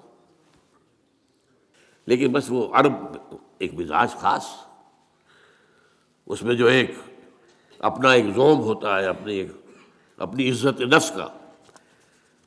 بھتیجے میں جانتا ہوں کہ تیرے دین سے بہتر کوئی دین نہیں ہے، لیکن میں اس وقت یہ کلمہ شہادت نہیں پڑھنا چاہتا۔ عرب کی عورتیں یہ نہ کہیں کہ وہ طالب موت کے ڈر سے اس نے اپنا مذہب تبدیل کر لیا۔ بہرحال کہنے کی بات کیا تھی، نبی کیا ہوتے ہیں؟ بشیر، نذیر، داعی اللہ۔ اپنی جگہ پر روشنی کا مینارہ، سراج منیرہ،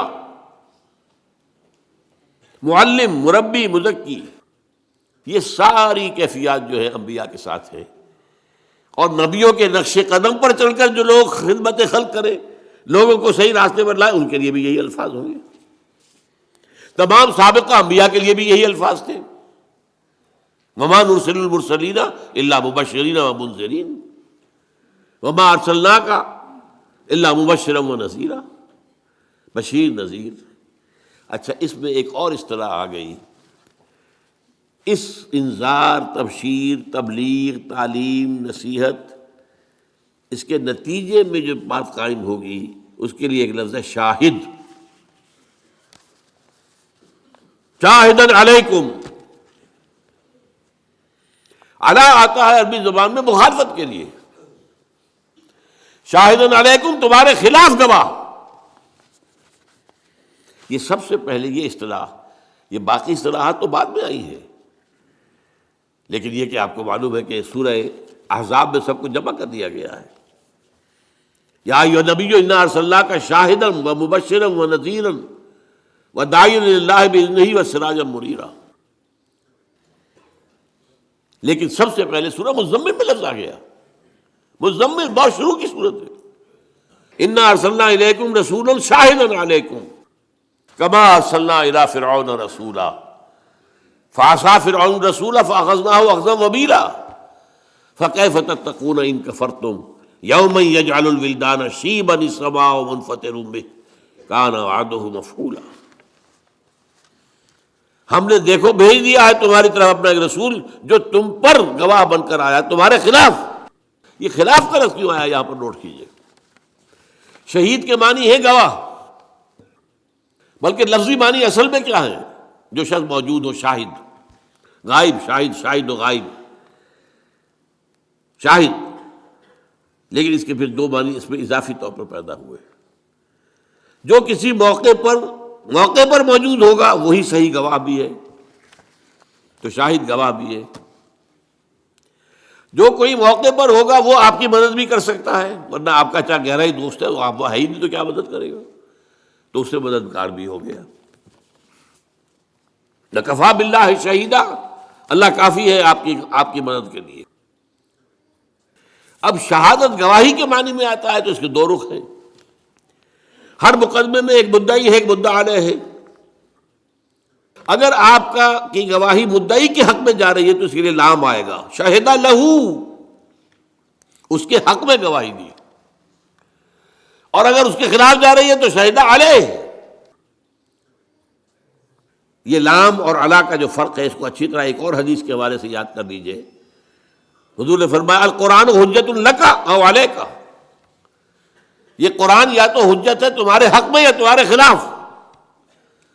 اسے اپنے حق میں حجت بنانا ہے تو اس کے اوپر عمل کرو، اس کو پڑھو، اس کو سمجھو، اسے اپنا امام بناؤ، اس کی پیروی کرو، تب یہ تمہارے حق میں گواہی دے۔ اللہ یہ مجھے پڑھتا تھا، مجھ پر غور کرتا تھا، مجھ پر عمل کرتا تھا، میری تبلیغ کرتا تھا، اے اللہ اس نے تو اپنے آپ کو وقف کر دیا تھا تعلیم و تعلم قرآن کے لیے، قرآن کے سمجھنے اور سمجھانے کے لیے، تو لہو یہ قرآن آپ کے حق میں گواہی بنے گا۔ جیسا کہ ایک حدیث میں آتا ہے کہ رمضان مبارک میں اگر آپ نے راتوں کو وقت جاگ کر قرآن مجید کو پڑھا ہے اور دن میں آپ نے روزے رکھے ہیں، حضور نے فرمایا الصیام والقرآن یشفعان للعبد، روزہ اور قرآن بندے کے حق میں گواہی دیں گے، شفاعت کریں گے۔ یقول الصیام، روزہ یہ کہے گا منعتہ الطعام بالنہار، اے اللہ تیرے اس بندے کو میں نے روکے رکھا کھانے سے، فشفعنی فیہ، تو میری شفاعت قبول فرما اس کے حق میں۔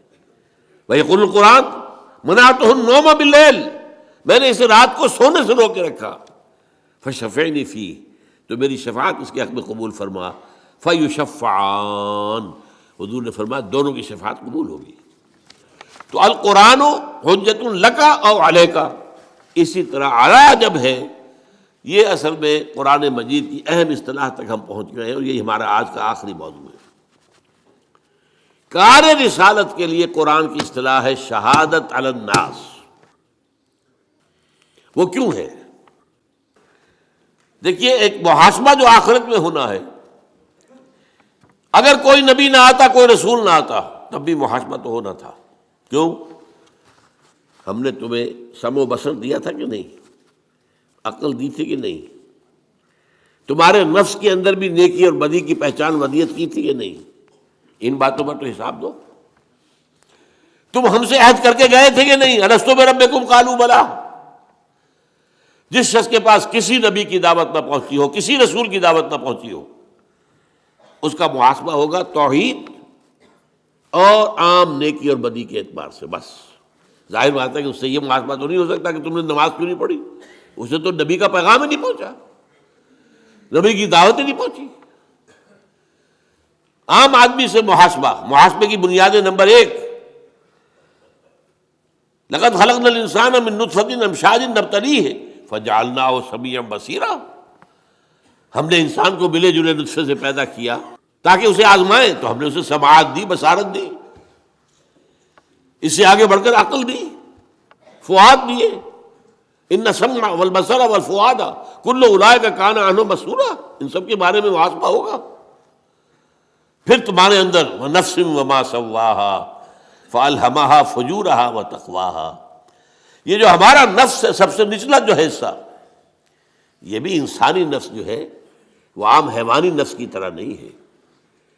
انسانی نفس کے اندر نیکی اور بدی کا شعور پیدا کر دیا گیا ہے۔ ہر انسان جانتا ہے بنیادی طور پر کہ جھوٹ بولنا برا ہے، سچ بولنا اچھا ہے۔ کون نہیں جانتا؟ یہ بیسک مورالٹی ہے۔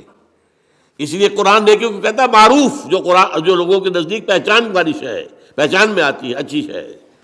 اور منکر وہ جس سے کہ انسان کی طبیعت ابا کرے، نفرت کرے، وہ منکر ہے، اس لیے کہ فطرت انسان میں موجود ہے۔ وَنَفْسٍ وَمَا سَوَّاهَا فَأَلْهَمَهَا فُجُورَهَا وَتَقْوَاهَا، پھر تمہارے اندر ہماری وہ روح تھی موجود، اس روح کے اندر اللہ کی معرفت بھی موجود ہے، ڈورمنٹ ہے، سوئی ہوئی ہے، اللہ کی محبت بھی ہے، خوابیدہ ہے۔ اس کو بیدار کرنے کے لیے اللہ تعالیٰ کی طرف سے جو کلام ربانی کی بارش اس پر ہوتی ہے، جب غذا ملتی ہے روح کو کلام ربانی کی، تو پھر اس کے اندر کی صلاحیتیں ابھرتی ہیں۔ ان چیزوں کی بنیاد پر محاسبہ آخرت ہوگا، لیکن اللہ تعالیٰ نے اس میں اتمام کیا ہے، تکمیل کی ہے، اتمام حجت کیا ہے، قطع عذر کیا ہے شہادت کے ذریعے سے۔ وہ کیا ہے؟ نبیوں کے بھیجنے کا سلسلہ، کتابوں کے بھیجنے کا سلسلہ، وحی کے بھیجنے کا سلسلہ۔ نبی خیر کی دعوت دیتے رہیں گے، بدی سے روکتے رہیں گے، خیر کو اجاگر کریں گے، بدی کی بھی پہچان اور بڑھا دیں گے تمہارے اندر۔ یہ کام گویا کہ امتحان آسان ہو گیا، یہ میڈ ایزی والی سیریز سمجھیے۔ نہ آتی نبوت تب بھی امتحان تھا، خلق الموت والحیات لیبلوکم ایکم احسن عملا۔ اور ہو سکتا ہے کہ کوئی انسان، بہت انسان ایسے دنیا میں رہے ہوں جن کے پاس کسی نبی اور کسی رسول کا پیغام پہنچا ہی نہ ہو، تو ان کا بھی محاسبہ تو ہوگا۔ وہ جو انہیں سمع و بصر کی صلاحیت دی، عقل و خرد کی صلاحیت دی، نیکی بدی کی پہچان دی، روح کے اندر اپنی معرفت رکھی، روح کے اندر اپنی محبت رکھی، ان 5 چیزوں کی بنیاد پر every human being is responsible accountable on the day of judgement. لیکن جب نبی آ گئے، ان کے اندر مکمل انسانیت کی ایک سیرت اور صورت بھی نظر آ گئی، اس اخلاق کا پیکر، اس سیرت و کردار کا مجسمہ بھی سب سامنے آ گیا، وحی کی دعوت بھی سامنے آ گئی۔ اس نے جو ہے روح کے اندر جو چیزیں چھپی ہوئی، دبی ہوئی تھی، انہیں اجاگر کیا۔ اس سے گویا کہ اب 2 کام ہو گئے، یہاں حق کو پہچاننا آسان، حق پر چلنا آسان، لیکن آخرت میں یہی نبی کھڑے ہوں گے، رسول کھڑے ہوں گے، گواہی دیں گے، اے اللہ ہم نے ان تک تیرا پیغام پہنچا دیا تھا۔ Now they are responsible. They are accountable. یہ جواب دہ ہیں. اب یہ نہیں کہہ سکتے کہ انہیں پیغام پہنچا ہی نہیں. دیکھیے اس بات کو سمجھیے. اگر کسی ایسی شے پر مواخذہ کیا جائے جس کے ان تک بات پہنچی ہی نہیں ہو تو وہ تو حجت ہو جائے گی لوگوں کے پاس. اللہ کیسے ہمیں تو یہ بات پہنچائی نہیں گئی, ہاؤ کم؟ آج ہم سے جواب طلبی کیسے ہو رہی ہے؟ بلکہ اس میں آگے بڑھ کر میں بات بتا رہا ہوں.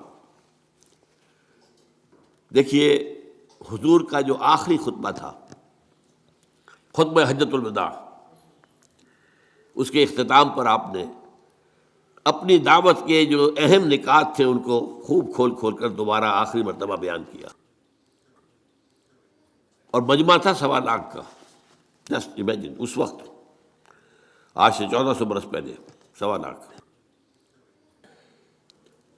اور حضور ایک ایک لفظ 3 مرتبہ بول رہے تھے. لاؤڈ اسپیکر تو تھا نہیں. کچھ لوگ ادھر کھڑے ہیں, اس سے آگے لوگ کھڑے, تو آپ نے ادھر رخ کر کے کہا, اس نے آگے بولا, اس نے اس سے آگے بولا, تو 1 لاکھ تک پہنچایا. اس طریقے سے 3 دفعہ. پھر سامنے آپ نے رخ کر کے وہی بات کہی, پھر بائیں طرف رخ کر کے وہی بات کہی. جب آپ کا خطبہ ختم ہو گیا تو آپ نے ایک سوال کیا, الا هل بلغت, لوگوں میں نے پہنچا دیا یا نہیں؟ اور حیرت ہوتی ہے کہ اس کے جواب میں صحابہ نے 4 باتیں کہی.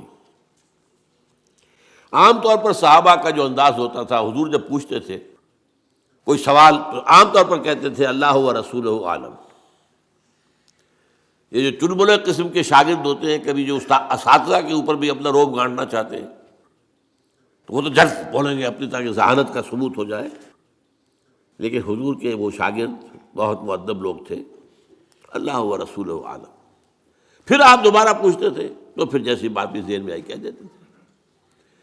آپ نے سوال کیا اتدرون من المفلس, کون ہے تمہارے خیال میں مفلس کون ہے؟ اللہ و رسولہ عالم. آپ نے پھر دوبارہ پوچھا, پھر بتایا المفلس عندنا من لا درہم لہ ولا دینار. مفلس تو ہم اسی کو سمجھتے ہیں جس کے پاس درہم نہیں, دینار نہیں. پھر آپ نے اپنی بات بتائی, وہ میں اس وقت نہیں بیان کر رہا. تو میں یہ کہہ رہا تھا کہ عام طور پر صحابہ کا جواب ہوتا تھا اللہ و رسولہ عالم.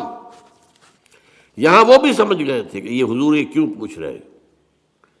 ایک رسپانسبلٹی تھی جو آئی تھی, جس کو سورہ مزمل میں کہا تھا انا سنلقی علیک قولا ثقیلا, ہم آپ پر ایک بڑا بھاری بوجھ ڈالنے والے ہیں. وہ کندھوں پر آیا تھا, جس کے لیے تنبیہ بھی آ گئی سورہ مائدہ میں, یا ایھا الرسول بلغ ما انزل الیک من ربک وَإِن لَّمْ تَفْعَلْ فَمَا بَلَّغْتَ رِسَالَتَهُ.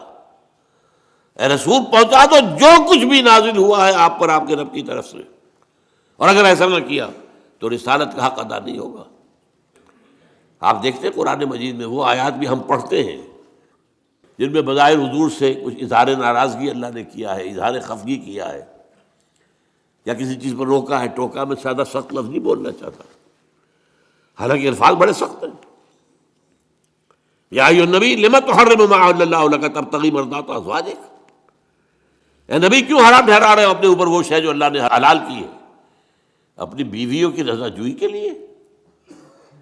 کتنی سخت بات ہے. عبس وتولی ان جاءہ الاعمی وما یدریک لعلہ یزکیٰ. ایک پیر صاحب ہیں ملتان کے, انہوں نے تو مجھے باقاعدہ پیغام بھیجا کہ آپ جب یہ آیتیں پڑھا کریں ترجمہ نہ کیا کریں. میں حیران ہوا کہ قرآن مجید کی آیات ہے, جب ہمیں پڑھنے کے حکم ہے ہم تو اس میں سے کسی چیز کو نہیں, آیات پڑھ دیا کریں ترجمہ نہ کیا کرتے, اس لیے کہ اس میں حضور کی توہین آتی ہے.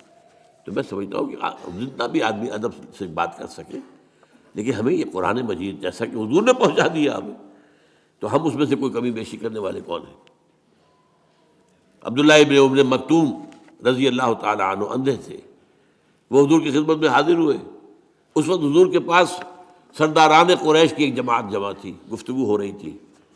اب یہ بیچارے نابینا, انہیں کیا پتہ کون لوگ جمع, یہ بار بار دخل دے رہے ہیں, حضور کو اپنی طرف متوجہ کرنا چاہ رہے ہیں.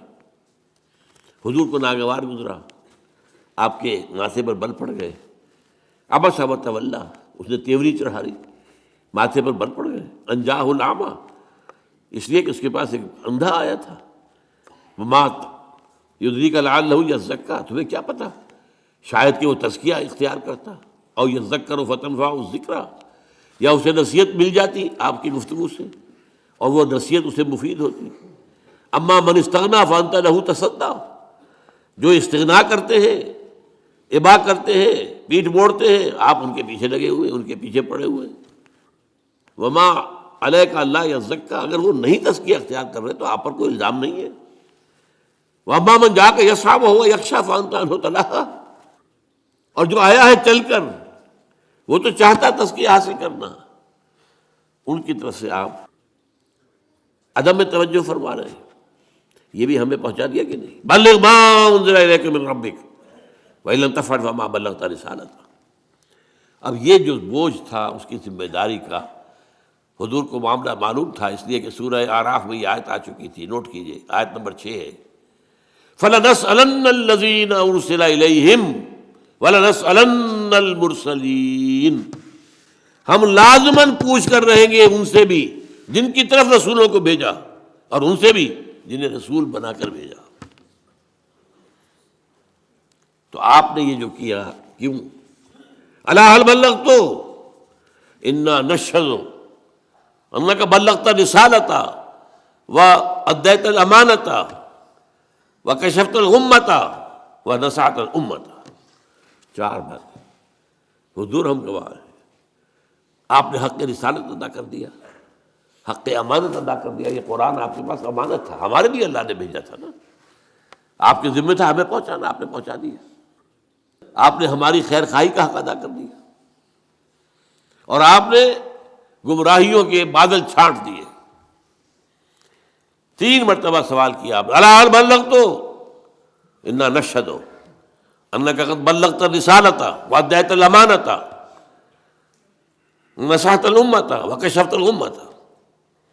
پھر نگاہ اٹھائیے آسمان کی طرف، انگشت شہادت سے اشارہ کیا، اللہم اشہد، اللہم اشہد، اللہم اشہد، اے اللہ تو بھی گواہ ہے، میں نے اپنا حق ادا کر دیا۔ یہ مان رہے ہیں کہ میں نے پہنچا دیا، یہ گواہی دے رہے ہیں کہ میں نے پہنچا دیا۔ اب قیامت کے دن کیا ہوگا؟ ہر امت پر جب ایک کلیکٹیو قسم کی وہاں پر رسپانسبلٹی آئے گی، ایک تو ہے ہر شخص کا انفرادی حساب، کلہم آتی ہے یوم القیامت فردا، پہلے ایک اجتماعی فیصلہ بھی ہوگا۔ اس وقت جو ہے وہ ہر اس امت کا جو رسول ہے وہ کھڑے ہو کر ٹیسٹیفائی کرے گا، اے اللہ تیرا جو پیغام مجھ تک آیا تھا میں نے پہنچا دیا تھا، ناؤ دے آر ریسپانسبل۔ یہ ہے وہ معاملہ جو قیامت میں ہوگا، اور سورہ نساء کی 41ویں آیت میں اس کا نقشہ کھینچا گیا ہے۔ اور روایت آتی ہے کہ حضور نے ایک مرتبہ عبداللہ ابن مسعود رضی اللہ تعالیٰ عنہ سے کہا کہ مجھے کچھ قرآن سناؤ۔ انہوں نے عرض کیا حضور آپ کو سناؤں گا، آپ پر تو نازل ہوا ہے قرآن۔ فرمایا نہیں، مجھے کچھ کسی دوسرے سے سن کر کچھ اور ہی لذت محسوس ہوتی ہے۔ تعمیل امر میں حضرت عبداللہ ابن مسعود نے سورہ نساء کی قرأت شروع کی۔ جب اس 41ویں آیت پر پہنچے تو حضور نے فرمایا حسبک حسبک، بس کرو بس کرو۔ اب وہ تو اپنی گردن نیچے کیے پڑھ رہے تھے قرآن، حضور کا چہرہ مبارک پہ تو نگاہ نہیں تھی۔ اب جب آپ نے کہا حسبک حسبک تو نگاہ اٹھا کر دیکھا تو آپ کی آنکھوں سے آنسو بہ رہے تھے۔ وہ کس بات کے تھے آنسو؟ فَكَيْفَ إِذَا جِئْنَا مِنْ كُلِّ أُمَّةٍ بِشَهِيدٍ وَجِئْنَا بِكَ عَلَىٰ هَٰؤُلَاءِ شَهِيدًا۔ اس دن کیا ہوگا، کیسے بیتے گی، جس دن ہر امت پر ہم ایک گواہ کھڑا کریں گے اس کے خلاف۔ یہ گویا کہ جسے آپ کہتے ہیں کہ سرکاری گواہ، پروزیکیوشن وٹنس، اور آپ کو لائیں گے ان کے خلاف گواہ بنا کر۔ رسول کہے گا میں نے پہنچا دیا تھا، یہ جانے، لیکن آپ نے جب دیکھا کہ مجھے اپنی قوم کے خلاف گواہی دینی ہوگی، قوم تو اپنی تھی نا آخر، تو آپ کی آنکھوں میں آنسو آ گئے۔ یہ ہے شہادت حق، یہ ہے در حق۔ اس کے بعد اب کوئی عذر باقی نہیں رہ جاتا انسان کے پاس۔ چنانچہ سورہ نساء میں اس مسئلے کو، اس معاملے کو اور کھول کر بیان کر دیا۔ ایک ہی آیت میں بہت سے انبیاء کا ذکر ہے، اور ان کا نام لینے کے بعد فرمایا رسلا مبشرین و منذرین، ان رسولوں کو ہم نے بھیجا مبشر اور منذر بنا کر، وہی دونوں اصطلاحات، وما نرسل المرسلین الا مبشرین ومنذرین یا ایھا النبی انا ارسلناک شاہدا ومبشرا ونذیرا وداعیا الی اللہ باذنہ وسراجا منیرا رسلا مبشرین ومنذرین لئلا یکون للناس علی اللہ حجۃ بعد الرسل. اب دیکھیں لام اور علی یہاں بھی آ گیا، تاکہ نہ رہ جائے لوگوں کے حق میں کوئی عذر کوئی دلیل اللہ کے مقابلے میں. علی اللہ للناس، اے اللہ ہم تک تو بات پہنچی نہیں، اے اللہ ہمارے تک تو یہ پیغام پہنچا ہی نہیں، تو اب کس چیز کا مواخذہ؟ تو رسول بھیج دیے، اب نہیں کہہ سکتے، اتمام حجت ہو گیا، قطع عذر ہو گیا، اب دلیل کوئی نہیں.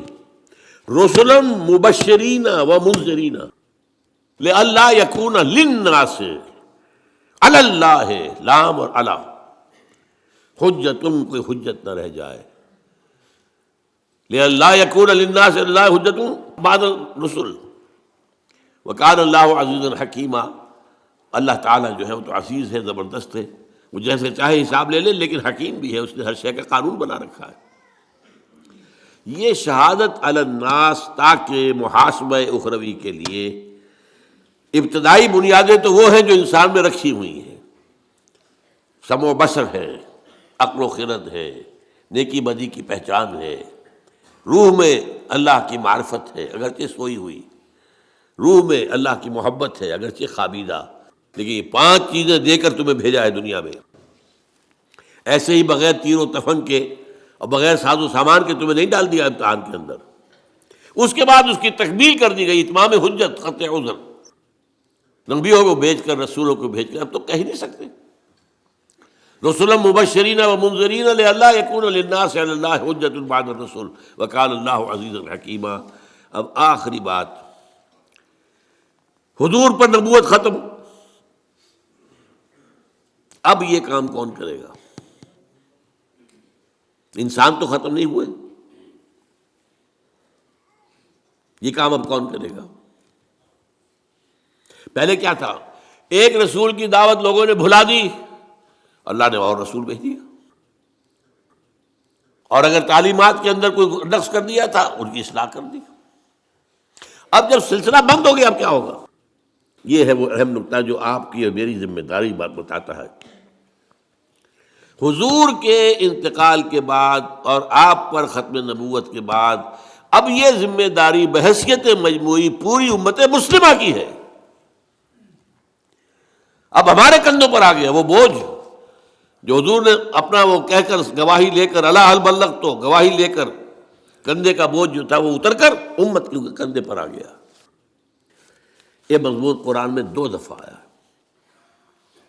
سورہ حج کی آخری آیت ہے، اے مسلمانوں جاہدوا فی اللہ حق جہادہ. اور کس لیے یہ جہاد کرنا ہے تمہیں؟ لیکون الرسول شہیدا علیکم، تاکہ رسول تو گواہی دیں گے تمہارے خلاف، وتکونوا شہداء علی الناس، اور تمہیں بننا ہے گواہ لوگوں کے خلاف. یہ ہے تا قیام قیامت. میں کہا کرتا ہوں سمجھانے کے لیے، یہ امت کا فریضہ رسالت ہے. دیکھیے حضور کی زندگی میں بھی جہاں آپ خود تبلیغ کرتے تھے، صحابہ نہیں کرتے تھے. حضرت ابوبکر رضی اللہ تعالیٰ عنہ کی دعوت پر 10 مبشرہ میں سے 6 چوٹی کے صحابہ وہ حضرت ابوبکر کی دعوت پر ایمان لائے. تو دعوت دینے والے کون؟ Abubakr, but on behalf of Muhammad صلی اللہ علیہ وسلم. یہ دعوت جو ہے تبلیغ حضور ہی کی جانب سے ہو رہی ہے بذریعہ ابوبکر رضی اللہ تعالیٰ. اسی طرح ایک مرتبہ عید کے ایک اجتماع میں حضور نے حضرت عمر سے کہا کہ تم جا کر میری طرف سے فلاں فلاں باتیں خواتین کو بتا دو. آپ نے وہاں جا کر کہا انی رسول اللہ صلی اللہ علیہ وسلم، میں اللہ کے رسول کا رسول ہوں.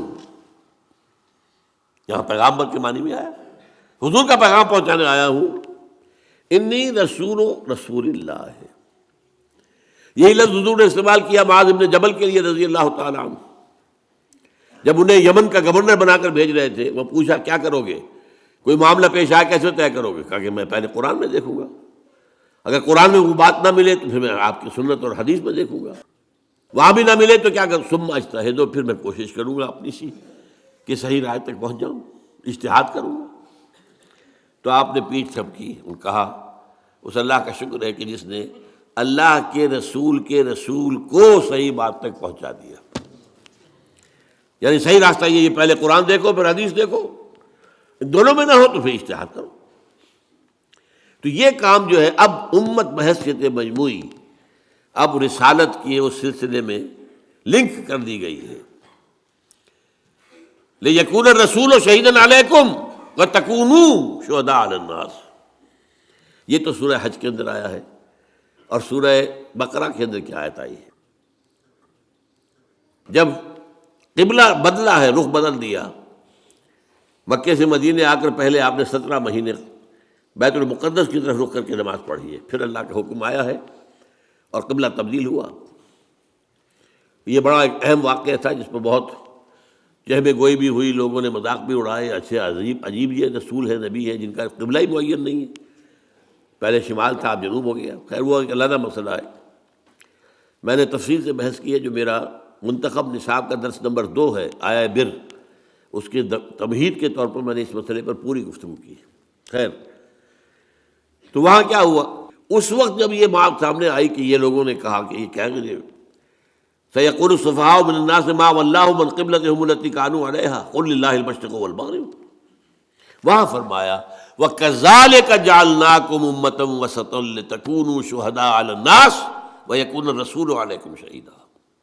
قرآن مجید میں اہم مضامین 2 جگہ ضرور آتے ہیں، وہی 2 جگہیں آپ نے یہاں پر دیکھ لی کہ وہاں پر سورہ حج میں آ گیا لِيَكُونَ الرَّسُولُ شَهِيدًا عَلَيْكُمْ وَتَكُونُوا شُهَدَاءَ عَلَى النَّاسِ، وہی بات بالعکس ترتیب علیحدہ ہو گئی، وہاں رسول کا ذکر پہلے اور امت کا بعد میں، یہاں امت کا پہلے رسول کا بعد میں۔ لِتَكُونُوا شُهَدَاءَ عَلَى النَّاسِ وَيَكُونَ الرَّسُولُ عَلَيْكُمْ شَهِيدًا، یہ ذمہ داری ہے امت مسلمہ کے کاندھے پر۔ اور دیکھیے نوٹ کر لیجئے، آج چونکہ ہم یہ کام نہیں کر رہے، اسی لیے آج دنیا میں ذلیل و خوار ہیں آج کیوں ذلیل کہ کل تک نہ تھی پسند گستاخی فرشتہ ہماری جناب میں۔ آج مسلمان ہیں ضربت علیہم الذلۃ والمسکنۃ وباؤوا بغضب من اللہ، کمزوری کم ہمتی ہم پر مسلط کر دی گئی۔ کشمیر کو ہم کہتے ہیں ہماری شہرگ ہے، لیکن یہ جرت نہیں ہے کہ ہم کبھی انڈیا سے کہہ سکتے ہیں، الٹیمیٹم دے سکتے ہیں، ہٹ جاؤ ورنہ پھر آ رہے ہیں مقابلہ کرو میدان میں۔ اور ایک دور تو وہ بھی تھا کہ 2 طرف سے پاکستان تھا اور بھارت ڈرتا تھا پاکستان سے۔ اب تو بہت بدل گیا معاملہ 1971 کے بعد۔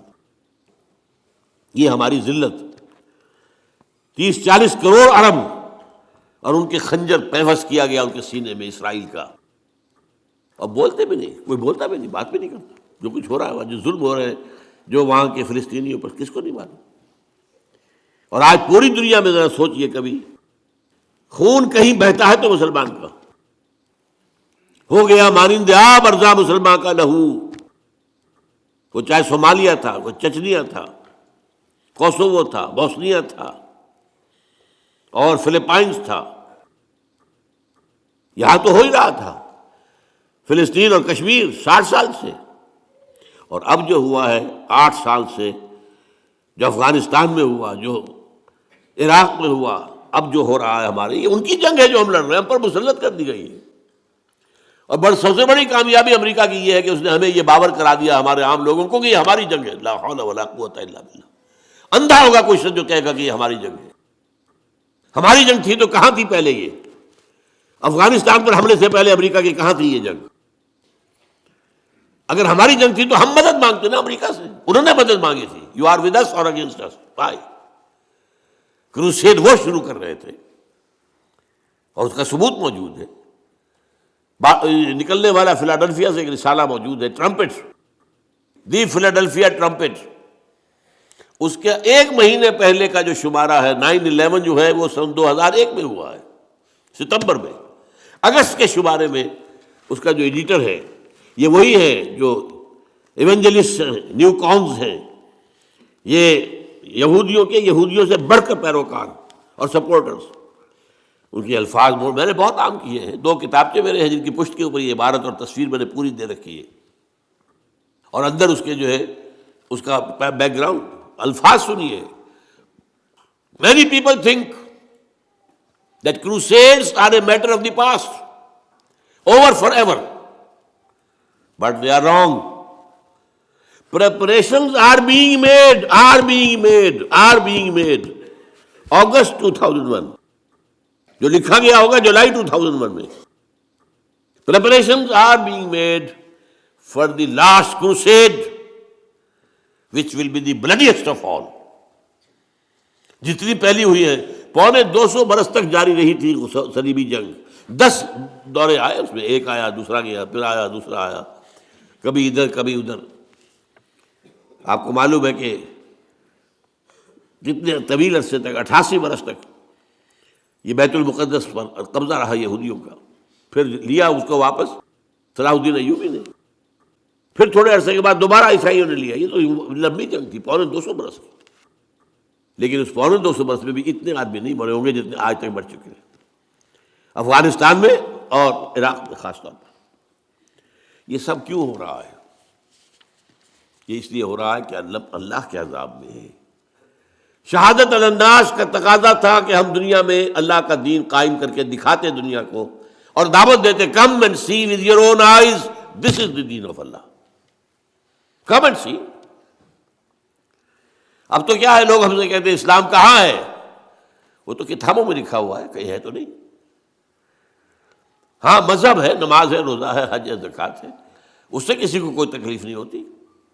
ان کا نظام انٹیکٹ رہے. انگریز کو کیا تکلیف تھی ہماری نماز پڑھنے سے؟ کچھ بھی نہیں. امریکہ کو کیا تکلیف ہے؟ وہاں ہم گئے ہیں، لوگ گئے ہیں مسلمان، انہوں نے مسجدیں بنا لی ہیں، چرچ خریدے ہیں اور سینیگاگز خریدے ہیں اور انہوں نے مسجد بنا لیا ہے. انہوں نے نہیں روکا. مذہب سے کوئی جنگ ہی نہیں ہے ان کی. جنگ ہے اسلامی نظام سے.